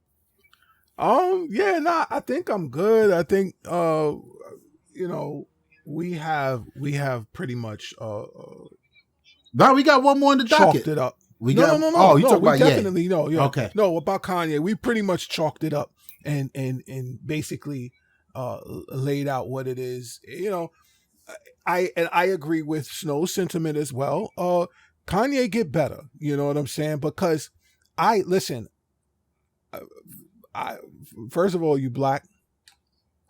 First of all, you're intelligent as shit, and you're Gemini. So you got a lot going on for you, and you make some decent sneakers as well. I know I'm fucking around with that, but he has so much going on for himself. In my own opinion, I just feel like he needs to just scale it back, just figure it out, get it, grab it, gravitate to what you're doing, soak it all in, remove yourself from whatever you're doing and observe. And I think that you have a better maybe a perspective about how to move when you move. But this is why I have empathy for him, because that mental. Let me go far left. I was watching that Brooklyn game last night. I don't know if you guys seen it. The Nets versus the Portland, I think it was. Mm-hmm. And there was a dude on Portland. I think he was a center. And I numerous times I saw him making lazy ass plays. And I'm just like, who is this fucking dude? Like, yo, the league is soft. This dude is like 7-something, and instead of going hard to the hole, he's jumping with the intent to bounce off somebody to do a soft-ass layup. In our era of basketball, you can get the fuck out of the way. Because when a motherfucker make moves to go to that basket, he is plowing everyone and everything in the way. And the ref is just going to have to make a call. So I'm looking at this dude, and I'm like, yo, why are you so soft, fam? But then I had to realize, yo, your physical ability is your physical ability. Right. You know what I mean? So the coach has got to coach around him. We got to come up with plays to coach through him. He's still going to be down low, but he can't attack as aggressively. That's what a mental health issue is. Mm-hmm. You know what I mean? Somebody could look at you and be like, yo, fam, why can't you just scale it back, put it on paper and get it back? Like they can't. Mm-hmm. And not physically can't, but it's just as strong as physically can't. It's a block that we don't understand. That's very real for them. You know what I mean? Yeah. So even that in itself is just super difficult. And I think Snow said it best, like, yo, get well. However you get well, however that looks like. Because that man, yesterday it was rapping. The day after that, it was some sneakers. Fam, I can't even imagine what this dude could do if he takes his level of genius to politics. He's absolutely. You know he's what I mean? already in bed, like doing something with Elon Musk. So like, and he has a proven track record. And that's why people don't like this dude, because he tells you he's going to do it and he does it. So I'm just off of his track record. I'm like, yo, let me see what he could, like, yo, he could really, really change shit. He could move the needle. Yeah. But no one's giving him a chance. Maybe he's at his limit. Maybe he moved the needle as much as he could. You know what I mean? Like, I don't know. Yeah, man. So you can't call it. Can't call it, son. Talk to me about your sentiment on Nike here, sir. Where you at with Nike, this trash ass company? Word? That's how you feel. How many Nikes you got in your closet, my man? I got a lot of Jordans, motherfucker. All of them. You see my background, goddammit. There's some Adidas right there. You got some Pumas. Everything else is Nike and Jordan. I see the 6 section looking like trash as always. Point out my 6 section, sir. Where is it? It's to the lower. It's to the lower right, so it would be your lower left. No, sir. That is my 3 section. So the 6 section is out of sight. Perfect. Perfect. It's actually, I think it's in this section because I had to reshuffle them. I appreciate you, sir. So, but you see, you see these right here? Yeah. Those are the animal joints 3.0s? The Animal Instinct 2.0. 2.0. Those, they're not even like an OG colorway. But I fucking love those. So, I don't know what people's problem was. I think it was the price. What was the MSRP? The price was like hold on. And that's because of the material, right? The material isn't even that serious. $250. That's up there. It is, which is why I goated these shits for a lesser price. So I think I spent I think they were under the price. I don't know how far, they were like either 2 something. Yeah, they were over 2, but they were under 250. So I'm like, all right. Sometimes whatever. you just connect. Yeah, for sure. Connect with a pair. You connect with a pair. What are you going to say? And I really loved, I feel like the colors, I feel like they look like mallards on my feet, like ducks. That's hilarious. You know what I'm saying? They really do. They look like it's everything is a mallard color. Are you it's a Sex and the City fan? I couldn't get into it, but I did start the movie. You remember that episode with the mallard, the duck? Yeah. With Charlotte? That's what went off in my mind. Yo, get into Sex and the City, son. What are you doing with your life? We'll see. All right. So, but on to more. So it's before I go into the actual topic. It's the day of. So these shits are coming. It's like Saturday morning. So I don't know. Me and the wife. God damn it. Me and the wife, we're bickering about something. And what happened was it was the night before we went to sleep and we woke up because they say don't go to bed angry. Angry. Listen, sometimes you got to go to sleep angry. You got to go to bed angry. All right, king of that. What I'm saying? And because you want to know why, sometimes you need that time to sleep, relax. Maybe it's sleep that you need to get your mind right. No, I'm angry in my dreams. We fighting in my dreams too. I ain't angry in my dreams. God damn it, I need something to keep me level headed. At the end of the day, So now I look at the time. In fact, I want to say this might have been one of the days.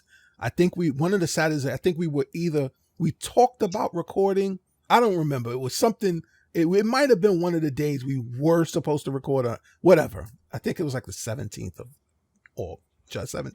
July, something. And I'm here. I'm where I am on the screen. I'm right here. It sounds like an L coming up. So she stops by walks by the door, and she, whatever. And she's like, so such and such and such and such, like, like, are you feeling okay at this point in time? I'm like, yeah, I'm good.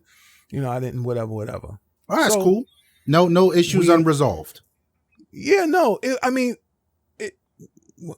Hold, sir. So the time is 9:30. So if you know, listen, I got my food. I have the computer screens on. You try to create good energy. I have my phone in hand. I'm like, yo, it's about to be go time for these shits. You're getting your chi right. Everything, because you need chi to win. That's the only way. That's the only way. So I'm figuring, all right, she wants to talk about it. I got enough. You got some time. I got some time. Plus, she was getting ready for work. So I'm like, ooh, all right, you about to be about your business, so I'm going to be about mine, but we can chop it up. Just let everybody know everybody good. What is this? What is the funny shit on the YouTube shit? 45 minutes later. Now, for those of you who don't know what's happening here, if you want any pair of Nikes, Jordans, or whatever, Saturday morning, 10 o'clock is when your punk ass needs to be at attention. Or you will hold a mega L. 5 minutes too. So yeah. Mind you, this was a draw.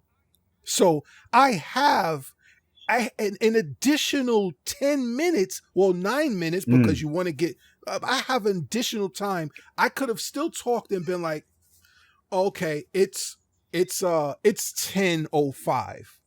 I'll put my throw my hat into this, what do you call it, at 10:05, 10:06. Fam, a whole 45 minutes from the point she sat down to have the conversation, son, and I'm so you at like 10:15, 10:20 now. I'm at about 10:20, about 10:20, 10:25. It would say about maybe 9:35 when she sat down. Okay, about 10:25. Son, and my phone is going. I hear my phone vibrate, and I have my watch on, so my watch is vibrating, and I'm like, "What the fuck is shit going on? What's going on?" Right. But I'm involved in the conversation. Right.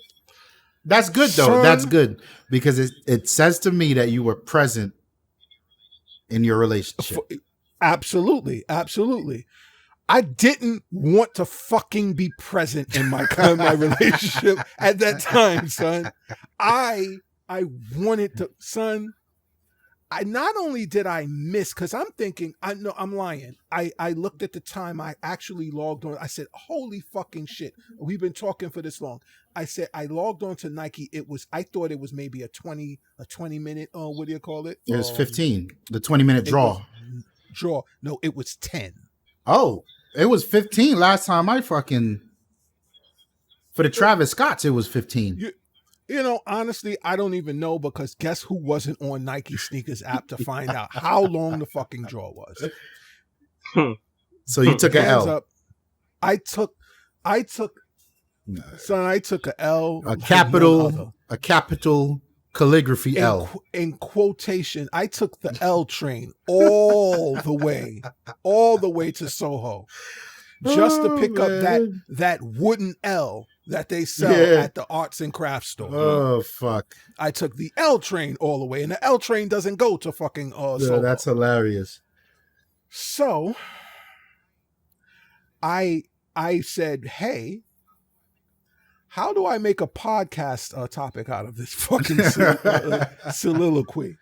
So I was just like, well, the question kind of sort of is, has fashion in brackets Nike finally tapped into women's apparel? And example ergo, Off-White and the Jordan 4s, the L I took.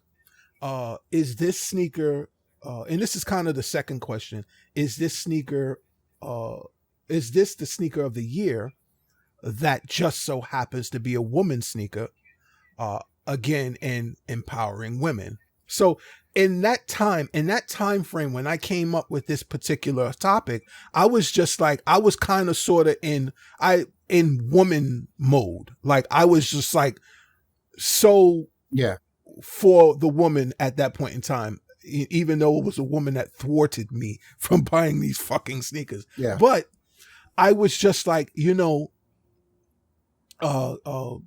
companies, particularly like Nike and Reebok and Adidas, they now are really engaged with women's apparel when it comes to sportswear.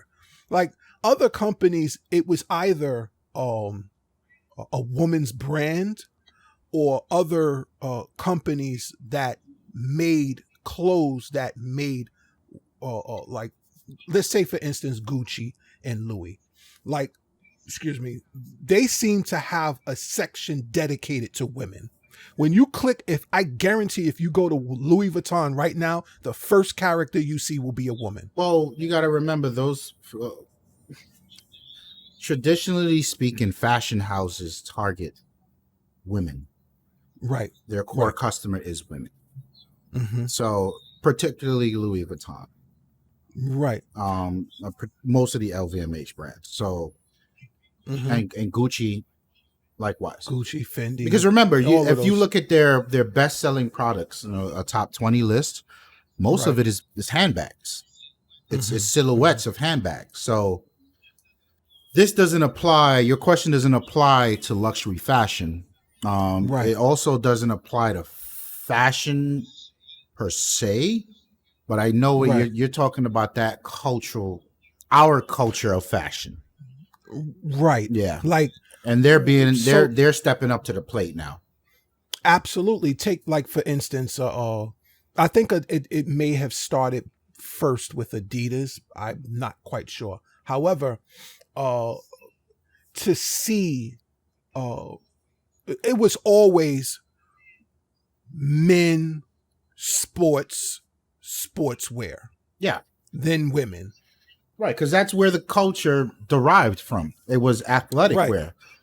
And even though, like, when you think about the tennis, so Adidas, and what's another company. Adidas basically is one of those companies that started off as making where we get the term tennis shoes. I wanted to say Converse, but I'm not 100% sure on that. No, Converse was Reebok. Basketball Reebok shoes. Was tennis too, no? No. Oh, they were aerobics? Reebok was aerobic. So it's another company that has to do with Adidas. Like, they were brothers and they branched off, and one came, not Puma. One started one. It might have been Puma. So you have these but like the right now companies, like your top 3 or 4, you got Adidas, you have Nike, Adidas, Reebok, so on and so forth. When it comes to, first of all, sportswear for any of those companies is a rather new thing. It hasn't been, when it came to sportswear from a Nike or Adidas perspective, that was usually left to the other companies, like, for instance, maybe a Levi or a Champion, or those other companies that founded their company on apparel and less a sneaker. Yep. Here you have a sneaker company that founded their company on sneakers, Moving into transitioned into apparel. Right. Right. So it started off with men, and now it is slowly but surely, it's still not there. It's still not there like it should be when it comes to women getting their shine. So now you understand where my thought process was about the initial topic. I got you. All right. How when it comes to the woman, our what they we like to refer to as our better half, how much attention do we give? Yeah, right. How much attention do we give to women, and is it given equally?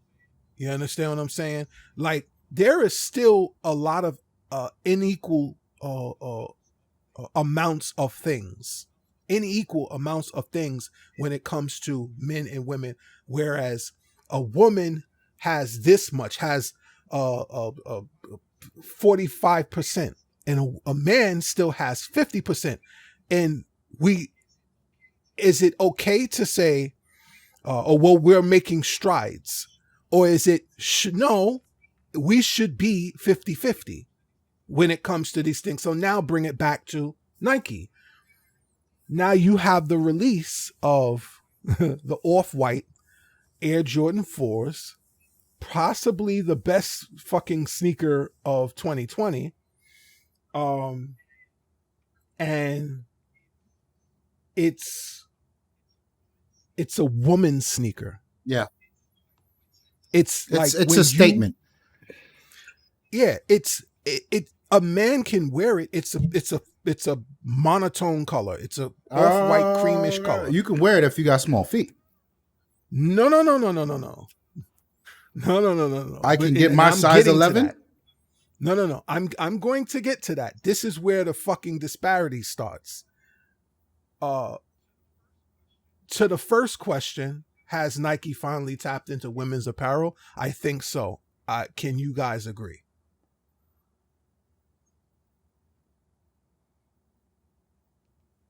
I mean, from a cultural stance, because they always had women's apparel.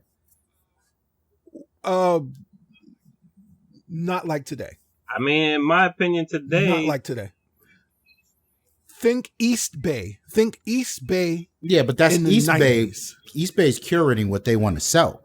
They're going after a demographic. Bay. That don't mean that Nike didn't make the shit.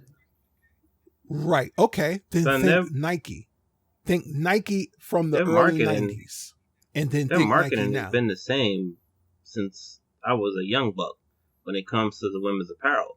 Like, in my opinion, they lost out when, was it the late 90s? Is when they lost out on being on that, because the one thing that women have that men don't have, and this is all like a mental thing, is the freedom of choice of wearing whatever is not a label. They can go and put the yoga pants on. They can go put these sports bras on and all this other stuff on, and it don't really matter what it is. Most times when you see them, it's like, okay, well, the team is wearing this if we're playing that avenue. If it's just your everyday runner or jogger, they go based according to that. Else is about what they can find. What was that spot that was on near 860 Broadway? I used to work over there, Paragon or something like that. Like, they were in 2000, 2001, they were the biggest thing according to New York City. I don't want to speak for everybody, but in this city where fashion is still being like the mecca of, for whatever reason, there were women walking around with the Paragon stuff. And it was, if you know, you know. The next set was whatever they could get their hands on. What was popping? Why we wear Nike sneakers? That's just what's popping. We can't tell you why. We don't understand why. And now it's conditioning. But over time, like even what I have on right now, this isn't nobody's Nike. This isn't anyone's Under Armour. This isn't anyone knows, right? So the freedom for the women on that nose has just been so astronomical. So towards the late 90s, that's when I started seeing them branch off to like with these little mesh see-through tops with the crops and this, that, and the third, trying to get pretty, trying to get cute. In my opinion, from what I could see, and it's not the factual, it's just from based on what I could see, it didn't really work. Those who wore, those who didn't wear it had stuff in other avenues that they can get. And shout out to, what is it, Denise, right, who's been keeping chicks popping in New York City for I don't know how long. Now, what about their sneaker game? Because they've always been a shoe game for women. The sneaker game for women, in my opinion, you know, some could say 54-11 size 7 girls. I just think that was what everybody wore, right? That was their Air Force One or Uptowns, whatever you want to call it. I'd say, and again, speaking on New York City, and I can almost say it kind of worked in Massachusetts or Boston too, based on when I met them later. It was Jordans, right? Jordans was just a thing, hands down. Like, chicks wear whatever they want to wear, and they throw some J's on their feet, to the point to where in our generation, it is not weird to see a chick pull up her wedding dress and some J's on her feet. It's like, it's nothing to us. Like, we almost expect it. Like, oh, you got on these expensive shoes? I'd rather see some J's. Like, where's the J's? You know what I'm saying? Right. So, on that note, it's kind of hard for me to be like, have they not? No, in my opinion, they've been doing it. They just lost on major opportunities to be the square center of it, right? If we're going to talk about apparel from on the feet, to me, they've not done enough. They've not done enough. They've not done enough, nowhere near enough. Even if we want to take the men's sneakers and just say like, well, did y'all ever make the colors that are more, not feminine, attractive to women? Because they've for a lot. Even I know homegirls of mine that wore the ACGs, they wore in the bows, they wore the cross trainers, they wore them all. But for us, you know, we wore the colors that we wore, and a lot of them were tied into the how do you say, to the sports teams that we rocked out with, right? Well, what about that palette for the women? There have been women's sports teams. You know what I mean? Where's the Statue of Liberty AFOs? You know what I'm saying? Or Hirachis or anything like that. Like, and when I mean Statue of Liberty, I mean the Lady Liberties. You get what I'm saying? Like, for the Knicks, the women, the Knicks had colors and everything. But where's the women's versions of that for the Lady Liberty team? How they have it for the Storm? How they had it for those other things? Because guess who plays fucking sports on a professional level? Fucking women. So it's like, you don't even give them that opportunity where you could have been doing them. You know where I saw women defaulting to whenever it wasn't an all black or all white sneaker? Sad to say, Asics. And Asics have 3 to 4 colors down there that just speaks to women, especially when it comes down to running track. It's those 4 essential neon colors that they rock. And I'm not even an expert in it, but this is just me, my mind marking, and I noticed what I noticed. Those 4 essential colors, neon-based colors, where anytime you see a woman doing anything, they have on at least one of those 4, unless they just happen to be either all black, all blue, navy blue, by the way, and they rocking those darker colors, which is not even a gender-related thing. So, to me, when it comes to sneakers, every release is about a chick getting... I know, actually, I'm going to shout her out. Her name is, I'm going to call her Robo, Chef Robo, right? Her sneaker game her sneaker game in the last 2 years. It's been way beyond that, but I'm just going to pick her sneaker game in the last 2 years, because if I go any longer that, it's horrendous for what the comparisons. Her sneaker game in the last 2 years has been better than my sneaker game my entire life, and I don't participate. It's equivalent to what you guys carry. You get what I'm saying? And if you go through her lineup, it's been stuff that's been deemed as men's basketball, men's this, men's that. How come the women don't have anything that was women's first that we are getting into? They've never really fully invested into that. And some are gonna say, oh well, we didn't have the market. That's BS, because we all know that Nike is not a U.S. company in terms of all their sales are from here. They're an international company. They should sales everywhere. And you know what been popping off in sports? Women's basketball has been popping off in sports for a very long time. Shout out to the GOATs, Cheryl Miller and Lisa Leslie. You get what I'm saying? So it's like,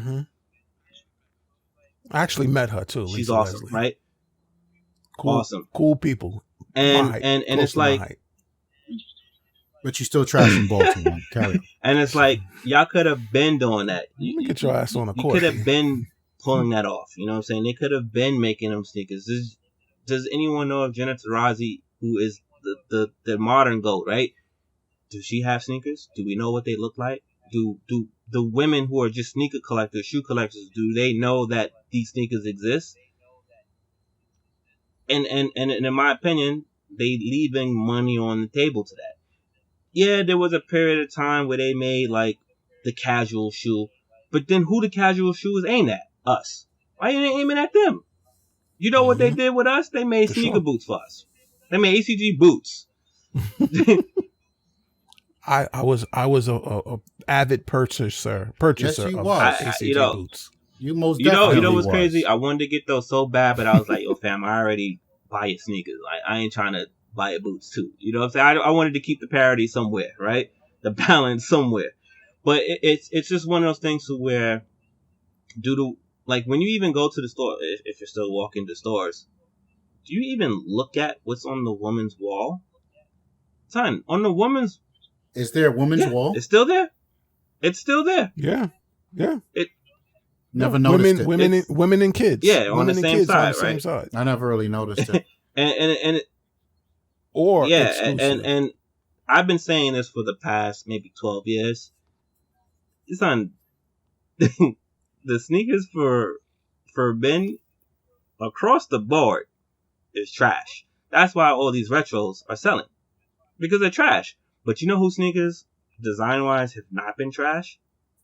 The women. But the problem is, we don't see that because we ain't paying attention. We ain't looking. I pay attention because I always want to see what's up. They got a pair of sneakers over there that if I could wear those, I would.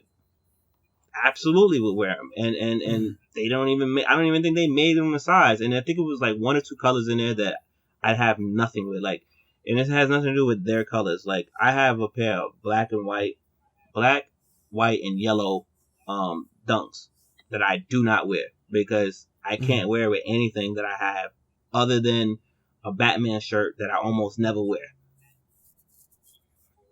So you probably got the Wu-Tang dunks. Listen, they high. don't be trying to line me up, fam. Fucking hype Hey, beast. Get out of here, fam. I knew Get it. out of here. I knew Get it. out of here. Man, Thank you, I Tawann. might have to take a trip up Well there, done, man. Tawann. Well Get out done. of here. So like, I knew it. for instance, the Nike Air Force One Shadows, right? Those are dope. Yes. You don't know they exist unless you going into the store with your woman, and then even if you better hope that you don't sit down on your Jimmy Jazz and go like this into your phone because you're so tired. You're like, yo, I'm gonna go look over here in the men's section. You will never see it. You will never see it. And to me, that's a dope show, but that's a dope shoe. But guess what? The Nike Air Force Ones has been deemed a male sneaker for how long? When they've always had the sneaker. So it's they've never put real emphasis on it. It just is like, oh, here's these colors, and then a dude go looking for these colors, and someone in the store at Foot Locker or Jimmy Jazz or Vim, shout out to Vims, or Dr. J, shout out to Dr. J's, would be like, nah, fam, those are women's sneakers. What's your size in the we don't have your size in men. So you can't even get the exposure that way because now the dudes who want to get those sneakers can't get them because they're not always girl colors. You know, they just happen to be a dope combination of colors. And again, today, where I'm not a fan of all these wild colors, but what I love about everyone today, that they can wear any color they want on their feet. Any color. Even colors that are just look like confetti on some trash sneakers. And that's your prerogative to wear trash sneakers. It's okay. Right? Tawann's triggered. He's got a few sixes that look like confetti. It's okay. You know what I mean? Because I don't like it doesn't mean you can't love it. You know? There are some sneakers like the 07 LXs are just trash. I think those are universally trash, and that's fine if you don't feel that way. But I just don't think that they've done enough service for women in the shoe department. Because when you walk in New York City and you see forget about the stuff that isn't the main brands, and the main brands is me being biased, right? And I'm talking about Adidas, Nike, Puma, Reebok, all that. When you do see a Nike product, including Jordan, it's what you expect. You don't ever look at some chick and be like, yo, what the fuck are those? Unless you just ain't up on the latest pair of J's. You get what I'm saying? Or Dunks. Like, for instance, if you saw a chick rocking, I don't know, the React Hyper sets, right? And you saw those on on some chick feet, and you'd be like, damn, what the hell? Especially if you play ball, you'd be like, damn, what the hell are those? You gonna walk up and tap shorty. When's the last time you done tapped a shorty on her shoulder? Like, yo, where you get those from? What are those? Never. Yeah, because I want to know what her number is. I don't fuck what she wearing. I'm not interested. I've always told a woman, your shoe game is crazy. And shoe game or sneaker game? And what's your number? Well, I'm saying because it's word for word. All right, cool. But what was the sneaker? But what was the sneaker? It means the same to me. Something that you had access to, right? At the time, it was like an Air Max. It was like it was a while ago. So, and this person every time wore a different pair of sneakers. Whether it was mostly men's sneakers, but it was just like, yo, her shit is. But that's my point. Like, Nike has not done a great job with that. At one point, I thought the Puma sneaker, the main sneaker. At one point, I used to think like, are those women's sneakers? Because that would be the one thing that I saw. The only clear sneaker I remember outside of some Air Maxes that I remember just be like, yo, these are definitely chick sneakers, is the 5411s. That's it. Right. So, Ramon, do you have anything to add to that? Because I can't answer that question. I don't disagree with you guys, but I don't agree either. You're just a hater. So, fuck Nike in general, but what the fuck? Kanye don't work for Nike. Yo, they did my man Ye dirty, son. I'm holding my steak. I'm gonna still buy that sweater though, but all right, so I don't believe in I don't believe in a ratio split. The ratio split. I don't think it should ever be 50-50. Because we ain't rolling into Louis Vuitton asking for 50-50. No, it should be whatever's hot. I don't understand. Right? 50. No, it's about what that company wants to target. That's their prerogative. Right, I believe in inclusion. So when you go into Louis Vuitton or any of these big fashion houses, it's like a 90-10 split. 90% of the shit in that store is for women. The men's section's in the back downstairs. Next to the Demigorgon. Yeah. That's where that is. So that's what you got to deal with. And that doesn't mean they don't make suits for you. They don't make socks, wallets, hats, bags, shoes. You just got a smaller selection. I think that's on point. When I look at a company like Nike, I'm looking at the DNA. This culture came out of sports. And the biggest sports at the time were men dominated, and that's where they went for. That's where they made their bucks. True. And I think it's dope that Nike and other companies, but particularly Nike, I think is the biggest one that's waving his flag, went back and made women-specific shit. So they're women versions of the ones. And I don't see that with any other company. So I think it's interesting you have that point of view on Nike, but I think Nike is the one that's doing it the best. Perhaps your argument is they're not doing it enough, but then also the rest of the industry, and the industry I'm talking about is industries like Nike, right? The fashion apparel industry aren't doing as good a job as Nike. They all could do more. But what I don't like is because anytime I see pair of Air Force, Jordan 1s, that's my jam. I love Jordan 1s. If I could, I would buy a pair for me and my wife in her size.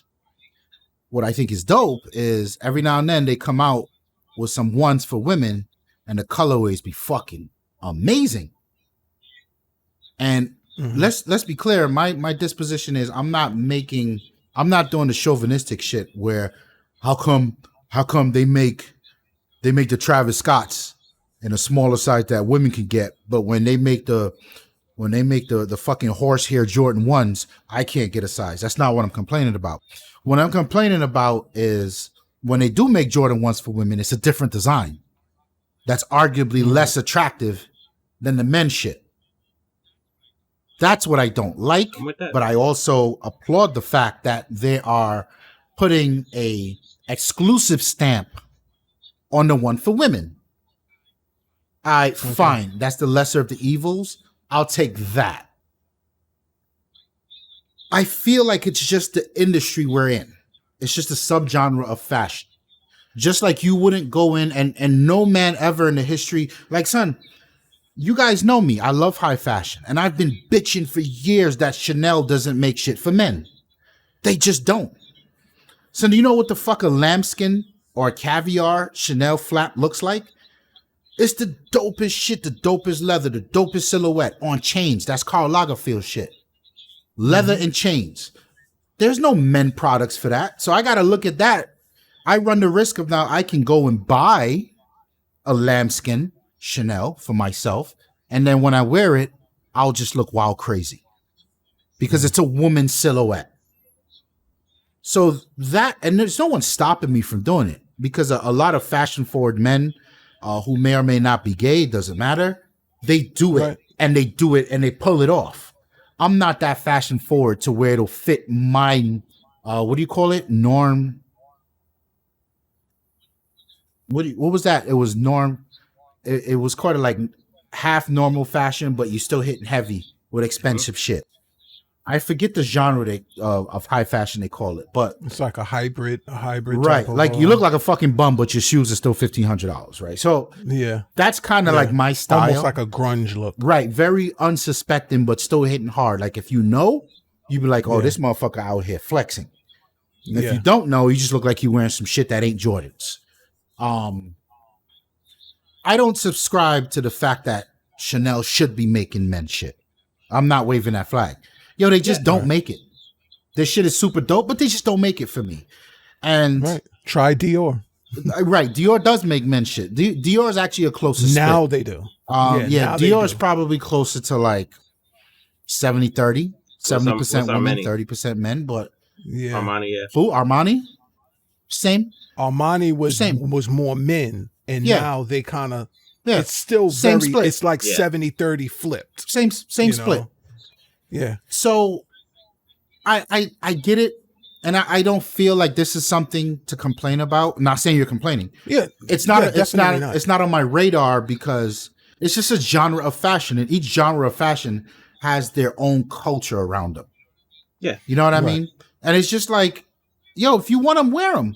Like, to me, the only thing that comes out of the 90s, I know we have these conversations all the time about the 90s. I think the 90s trash. You guys love the 90s. The fuck out but what I will say is the dopest shit about the 90s was women rolling around in wife beaters, denim skirts, and Timbs. That shit does it for me. Whatever, fam. That's a look right there. I'm just like, oh, shit. Whatever, fam. You know, and I'm waiting for that to come back around.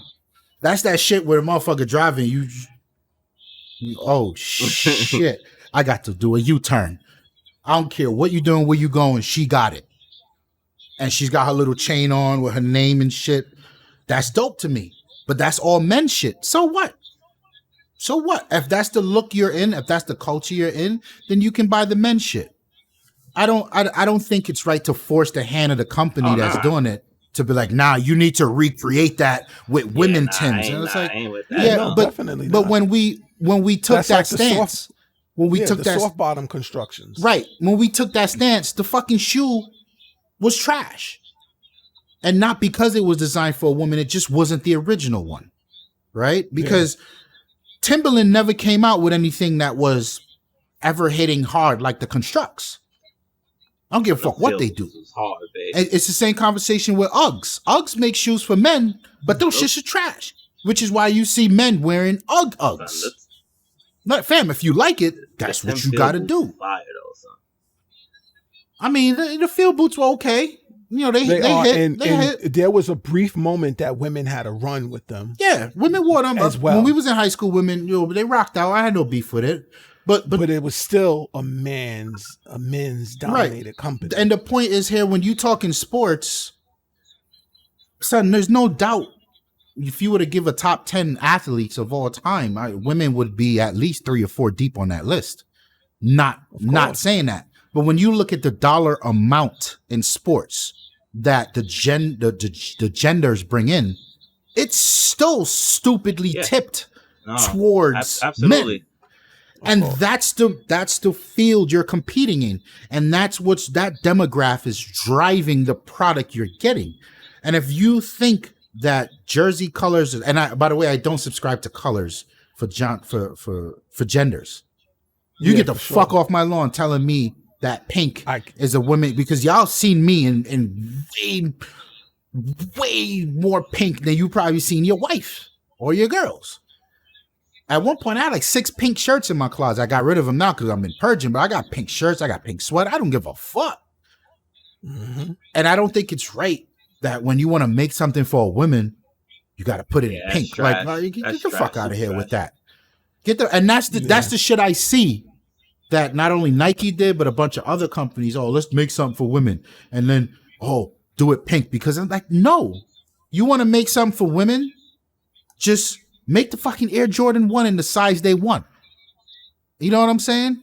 Or if you want to make, speaking from Chanel, if you want to make a bag for men, just make a bigger fucking version of the bag that the women buy. Because I'm all right with that. You know what I mean? Mm-hmm. So that's why I can't answer that question. I see where you guys are coming from, and I don't think it's wrong. But I also see the other side, and I don't think that's wrong either. just to add more light to the thing, like, yeah, we know, for instance, back to the jersey sales, right? Son, there's women jerseys for every NBA, NFL player available. Every sports team, there's a women's jersey, right? And they design it for it to fit their form, et cetera, blah, blah, blah. And that's fine. I'm okay with that. And that's on a professional level. What I'm saying with they haven't done enough for the sneakers in general is that you have one thing that's always been is market research. All of our lives, for all of us have been alive, there's never not been market research. So do what you did, because I've participated in many of these surveys before the internet era, right?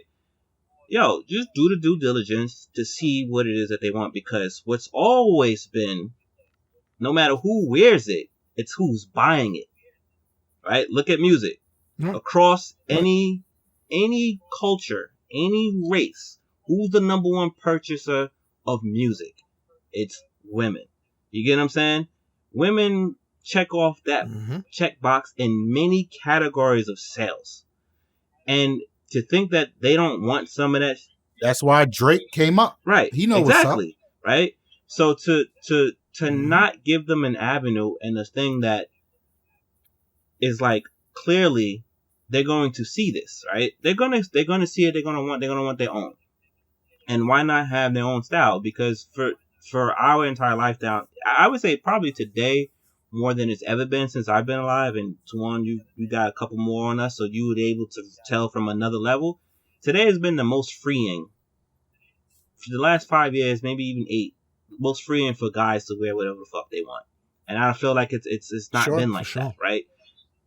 I disagree, but I understand your perspective, and I think you're correct. And it's like, okay, but like women could always wear that, and they can always say like, you know what, I could put these on, I can rock this. I've dated one woman in particular who she got off on going into men's stores because she was upset that all they needed to do was just make this with a little taper, make this with a size that at a 20, because I forget how tall she was, at like a 22 or 24 length.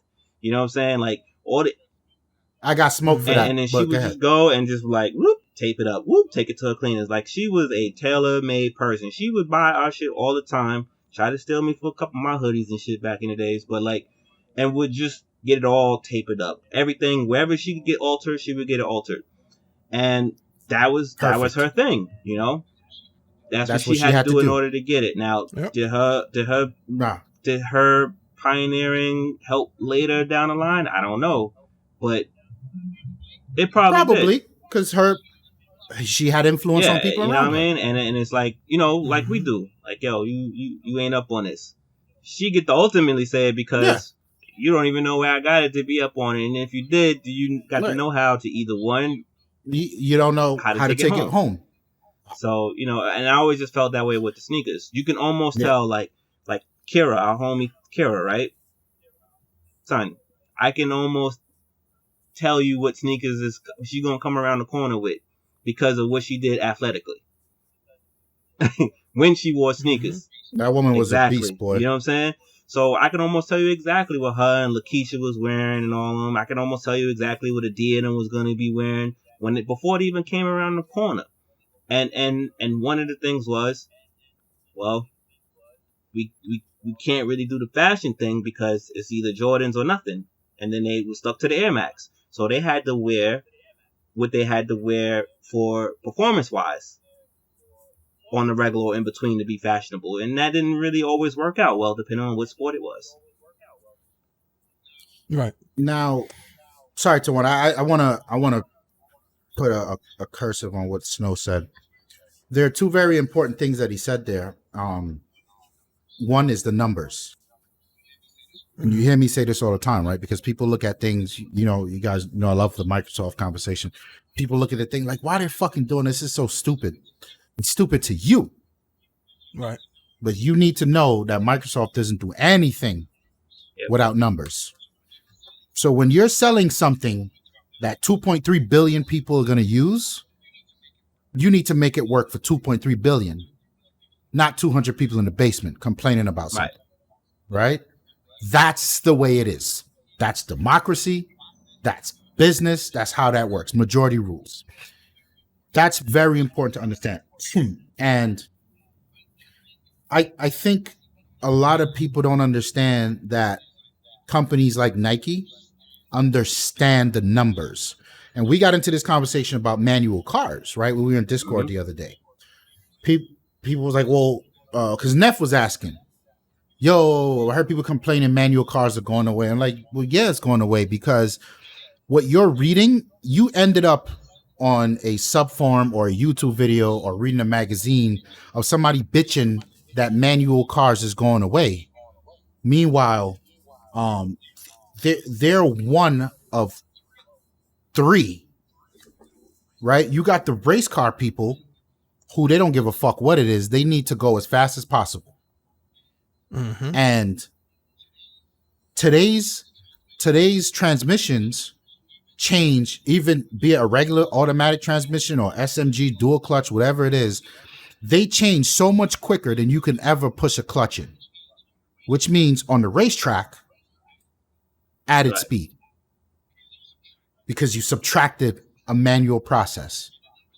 And the numbers are astronomical. You could never shift as fast as these cars. So why the fuck would they have a manual? And then number two, you got the regular person. The regular person ain't driving no manual. So here you are complaining about, well, I mean, you're not the regular person, right? So yeah, like your wife would not drive a man. Give a fuck about that. I'm not. So here you are complaining about it. And then you go to Ford and Ford says, well, fam, we made 100,000 Mustangs, which is the enthusiast car. And we only sold 50 of them that was manual. Our supply chain we can't afford to have a completely separate fork of our supply chain for something people ain't fucking buying. So that's the second part. So when Snow says she goes in and sees these jeans and all they needed to do was this and that all they needed to do equals a completely different supply chain for them. They've got to allocate a specific amount of machines to make just that different cut, only for her and her homegirls to be the only ones buying it. How is that profitable? And that's where we end up where we are. It's a lot more complex than that. Yeah. But after culture shifts now, right? Her homegirls caught on. Now you've got the forgive me, the LB. You've got that community of people who want to dress more masculine. Not they're outwardly wanting to dress more masculine. You got them out here raising their voices. All right, cool. Now Levi's got to make something that fit them because they'll actually buy it. Then I'm on board for that. But that has not been the case for a lot of these things. a lot. And Nike, and here's where I lean on Nike, right? Because they go out there and they make a variation of the Jordan 1 and nobody buys it. Fam, why are you making a variation of it? Just make it in their size. Yeah. And that's what they do. So that's just to tie it back all in. I'm not sure we're in a bad place. We're not. Yeah. I never disagree with that. I'm just saying footwear, they've never put, I don't think they've ever put a larger emphasis on it. And maybe the time is coming. Maybe this is the time where they do that. Maybe this is the time where, you know, those people who took those L's for buying men's sneakers can now get their shit. You know, they can get their with nobody looking at them. Because the one thing about numbers, right, is numbers don't always show what's actually happening. Absolutely not. Numbers are late to that game. Numbers are always late to that game. So numbers and trends don't get along. And this is why, being that we're talking about sneakers and usually related to sports, the players today, some of them are hybrids, right? Some of them hybrids of what could be perceived of the bleeding of the old school, and then there's the new school. Son, they hate the analytics people. Because they can't get what they want. The analytics people is telling them, like, no, you should shoot, you know, more of these from this corner and do this and this and third. And then what you're doing is you're removing the human factor from the game with something that started with the human factor. You get it. By the way, which is why we get Mustangs and why we get Corvettes, because they have to go against the numbers. So even then, it's a dichotomy. It's a feeling, right? And what's the risk sometimes, right? The risk can either be a reward that's profitable. The other part of the risk, or you can say you tried it and you keep that stat, you keep those stats for another time. Like, okay, well, maybe we can revisit this another time, or maybe we can tweak it based on the information that we were able to record. And I just think that in the past, I'm trying to remember, when the hell did I go to whatever the inaugural season was. Son, I've been at the WNBA games, and I've been a fan ever since. I'm not a fan of the WNBA. Last year they flipped the jerseys, or 2 years ago? Like, I'm not a fan of what they did with the jerseys because I feel like it takes away from the league. And what I do see today is, you know, not necessarily my little nieces and my little cousins because they're into other things, but their counterparts, their friends of them, the ones that are playing sports, are all the way in, you know? And I don't remember what it's like to be all the way in, because to me it just existed, but it's dope to see that on them. Yeah. So my bad, Tawann. I gotta derail us again. Two things. The first rails. The first one is what Snow just said about WNBA. Great example, because in the NBA 2K, which is the basketball game, now we see they got WNBA players in the game. So to me, the parallel with this conversation is, well, why women only got to be 10% of the game? Like, something, because that's reflective of reality. But it's important why I say we don't challenge the ratio, but we make sure that there's inclusion. Women are in the game, and that happens because they did the numbers and they know that a large amount of gamers are fucking women. But only enough, of course, to be included into another one, because that genre isn't as large as it could be or should be. Right. So you got to generate interest, that's dope. Because that's I'm not the mad same at thing that. NBA Live done. And if we go back even further, March Madness was the first ones to do it. I don't remember that, but that's dope. Now, you said, I'm sorry, one more. My bad. Well, hey, listen, I don't know how far. At least I'm on target. I got one more important piece. I got one more piece. Snow said something about this is the last 5 years is when men have been more freeing to do or wear what they want to wear. I agree, because I know Snow's perspective. I know what he sees. But I'm going to disagree. The last 100 years has been the most oppressive for men in fashion. Oh, yeah. And I'm going to say this because absolutely, it's never been a time in mankind's history when men has not worn dresses. Never. Men wore dress, and you hear it in Game of Thrones, right? You hear the Dothraki throwing shots at Gerald, or whatever the fuck his name was, like, well, I don't understand why men wear dresses to war. He was like, this ain't no fucking dress, this is armor. And the reason they wore armor in the form of dresses is because they were more agile. They had the freedom to move. Armor pants was not a thing. You like Louis Vuitton? You like fashion house shit? Talk to me about Louis XIV. Talk to me about all those French nobles. Talk to me about all of that. They all wore fucking dresses. Men. Yeah. Right? It's easy to get your cock out. It's easy to keep warm in the summer. Why would you not? Cool. Going back to the Egyptians, men wore fucking dresses. All it was a wrap. You go to Africa, you see men in dresses today. All those tribes. Called kente cloth. Right? Like it's, and we have this thing, you see Young Thug in a dress and everybody loses their fucking mind. You see, so we're not as free. I'm not attacking your concept of it, Snow, but we're not as free as we should. Like, I look at this kid, Jaden. Yeah. Jaden Smith. Oh yeah. This kid is so fucking dope to me. And going back to that Netflix special, I want you to watch. The Sam, I gotta figure it out. I'll get you guys. She spoke about Jaden, but even before that, my wife would tell you I always talk about Jaden Smith. I think it's dope how he raised both his kids. Will Smith Those kids do whatever the fuck they want. Willow, yeah. That's how you're supposed to raise your fucking kids. They do whatever the fuck they want, just for us to put them in a box. What's this fluid shit? What is this? You know what I mean? We're doing the same thing talking about women wearing Jordans. That's fluidity. Yeah. Whatever the fuck Prince was, whatever the fuck Prince was doing, Rick James, that was fluidity. Whatever the fuck Michael Jackson was, that was fluidity.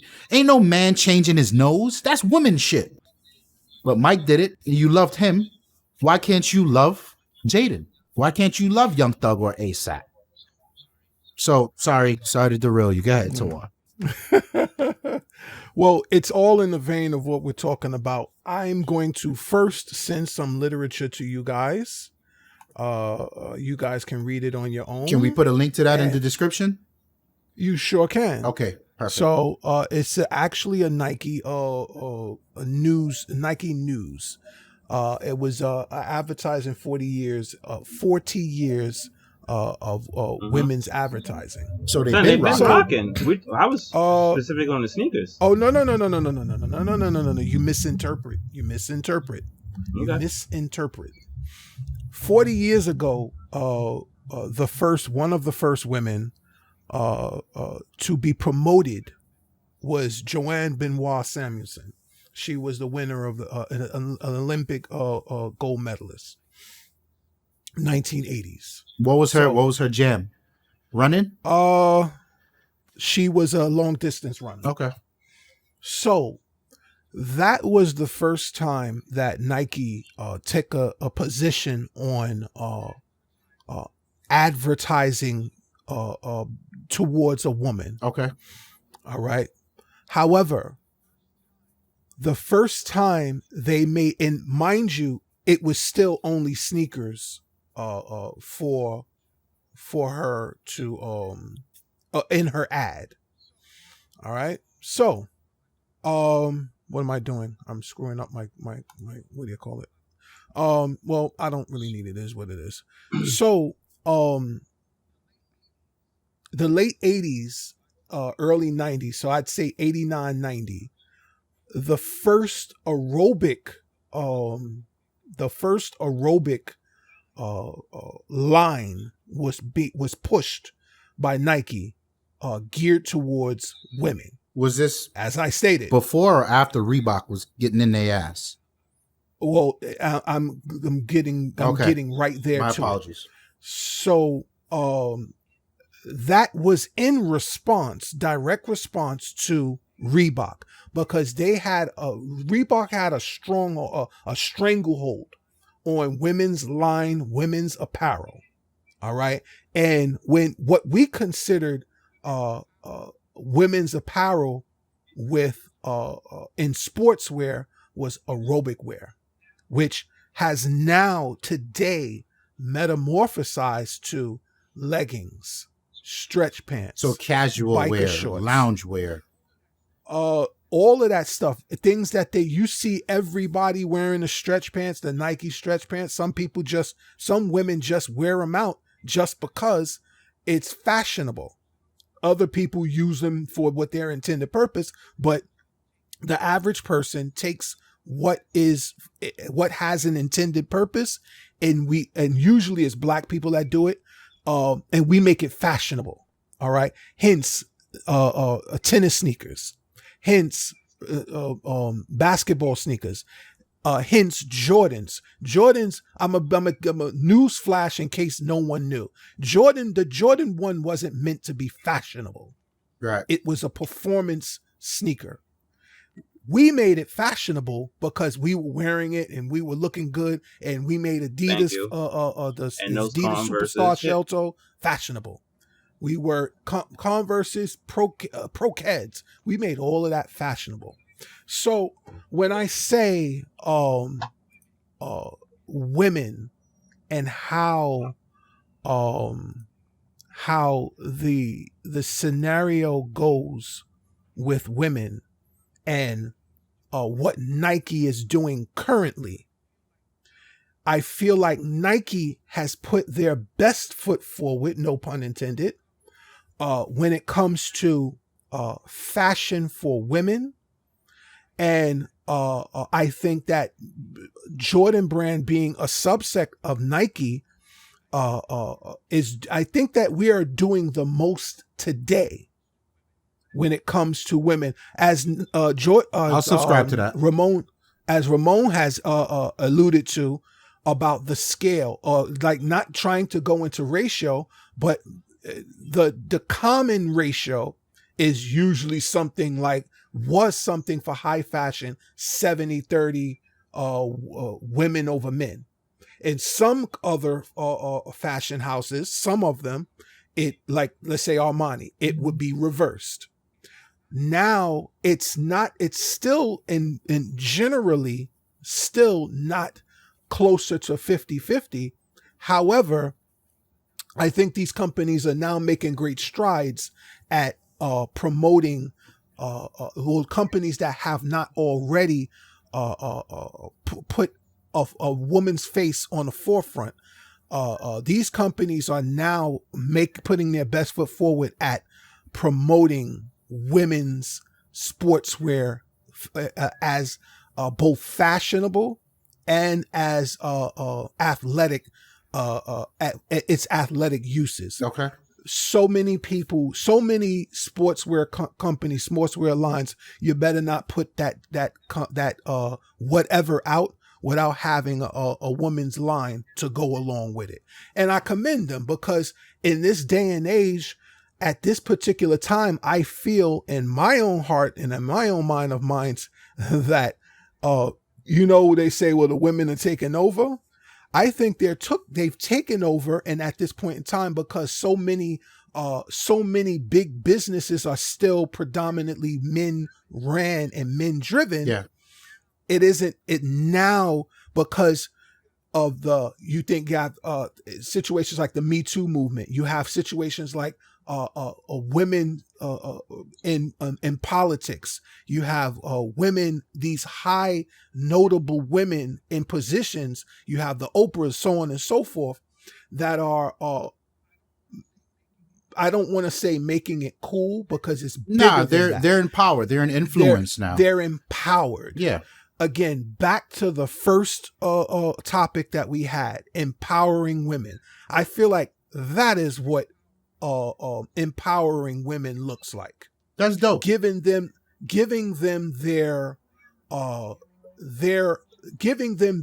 just due in their moment. I subscribe to that.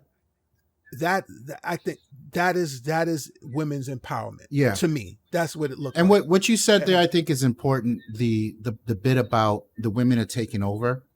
Again, that comes from a fuckface stance.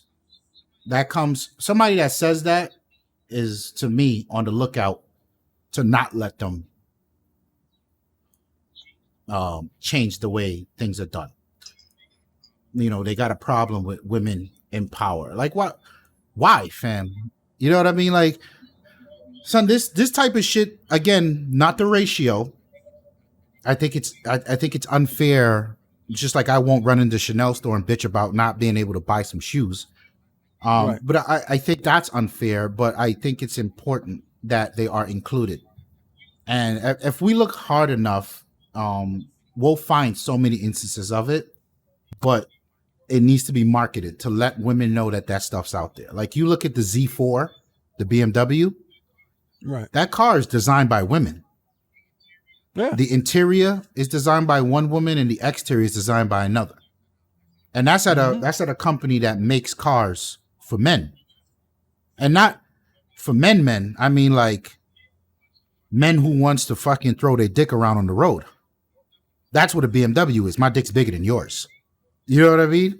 And for them to be out there like, you know, let a woman design it. That car's got woman curves and it's like, and you look at a lot of Mercedes newest design language, it's very curvy. Very curvy. One would say it's got the curves of a woman. Yes. Indeed. Let it happen. So we're in a place today where it's now more than ever like, yo, just let motherfuckers rock. Yeah. Whoever wants to rock, let them rock. You know what I mean? Because agreed. There was a racist ass motherfucker in Kentucky in a corner 15 years ago. Black people taking over because his daughter's got a fucking poster of DMX up in her room. What the fuck is this? You know what I mean? Like, yo, this is life. Everyone is pushing the narrative forward. Yeah. When it comes to equality, when it comes to understanding other people, LGBTQ AI is women's rights. When it comes to women's rights, it is. When it comes to Black Lives Matter, it is. When it comes to everything, I think everything that was less important yesterday is very important today and will be extremely important tomorrow. And it needs to be reflected in your project, in the products you buy. Absolutely. When you think of Nike, who do you think of today? When I think of Nike, I think of Tinker Hatfield. When I think of Nike, I think of Serena. Absolutely. Another. And I never had a problem with that. Yeah. I mean, I don't know. If you ask me who's the face of Nike from any of the marketing I've seen come across, it's Serena shit. Yeah. I can get with that. When I see their commercials, you know what I mean? Like you see black people, you see women a lot more, you see amputees. Yeah. So Nike, I think Nike's banging, son. I think Nike is the leader in emotional intelligence. Son, you said that fuck face. Did you? Yeah, because I did, because they make the Jordan 6, and I can't get with that. No, Jordan brand now makes a Jordan 6. Yes, sir. 6. Thank you for your technicalities. Thank you for your technicalities. Voice. But I think still Nike. I think we have pretty much covered all topics today. Get better, Kanye. Another episode in the can. You guys know where to find us. We are on whatever DSPs you've come to claim as your own. Those places. You know, you can find us on the video version of the podcast will be on YouTube. So we're back on that. And now that we're doing video, we will be cutting out the specific conversations that are easy to digest for those specific topics or one-offs on the channel. So look forward to that. We are on the iTunes. We are on the Play, whatever podcast app you use. That's where you can find us. Any last word from you, gentlemen? Live free or die. Okay. Snowman? Send Ramon Cash App money if you're on a YouTube channel, because he's the one who's got to edit this garbage. And y'all been requesting a video and y'all don't watch it, I'm going to be tight because I'm against it. I'm against the video. I'm letting y'all know right now. I am against the video. Because Snow sees the numbers, and the numbers ain't telling us to do no goddamn video. We going over emotion. We out here for y'all, man. Yeah, we out here for y'all. My name is Ramon. I am Tawann, the Kicks God. You see it. We out of here. Nasty. Peace. Peace.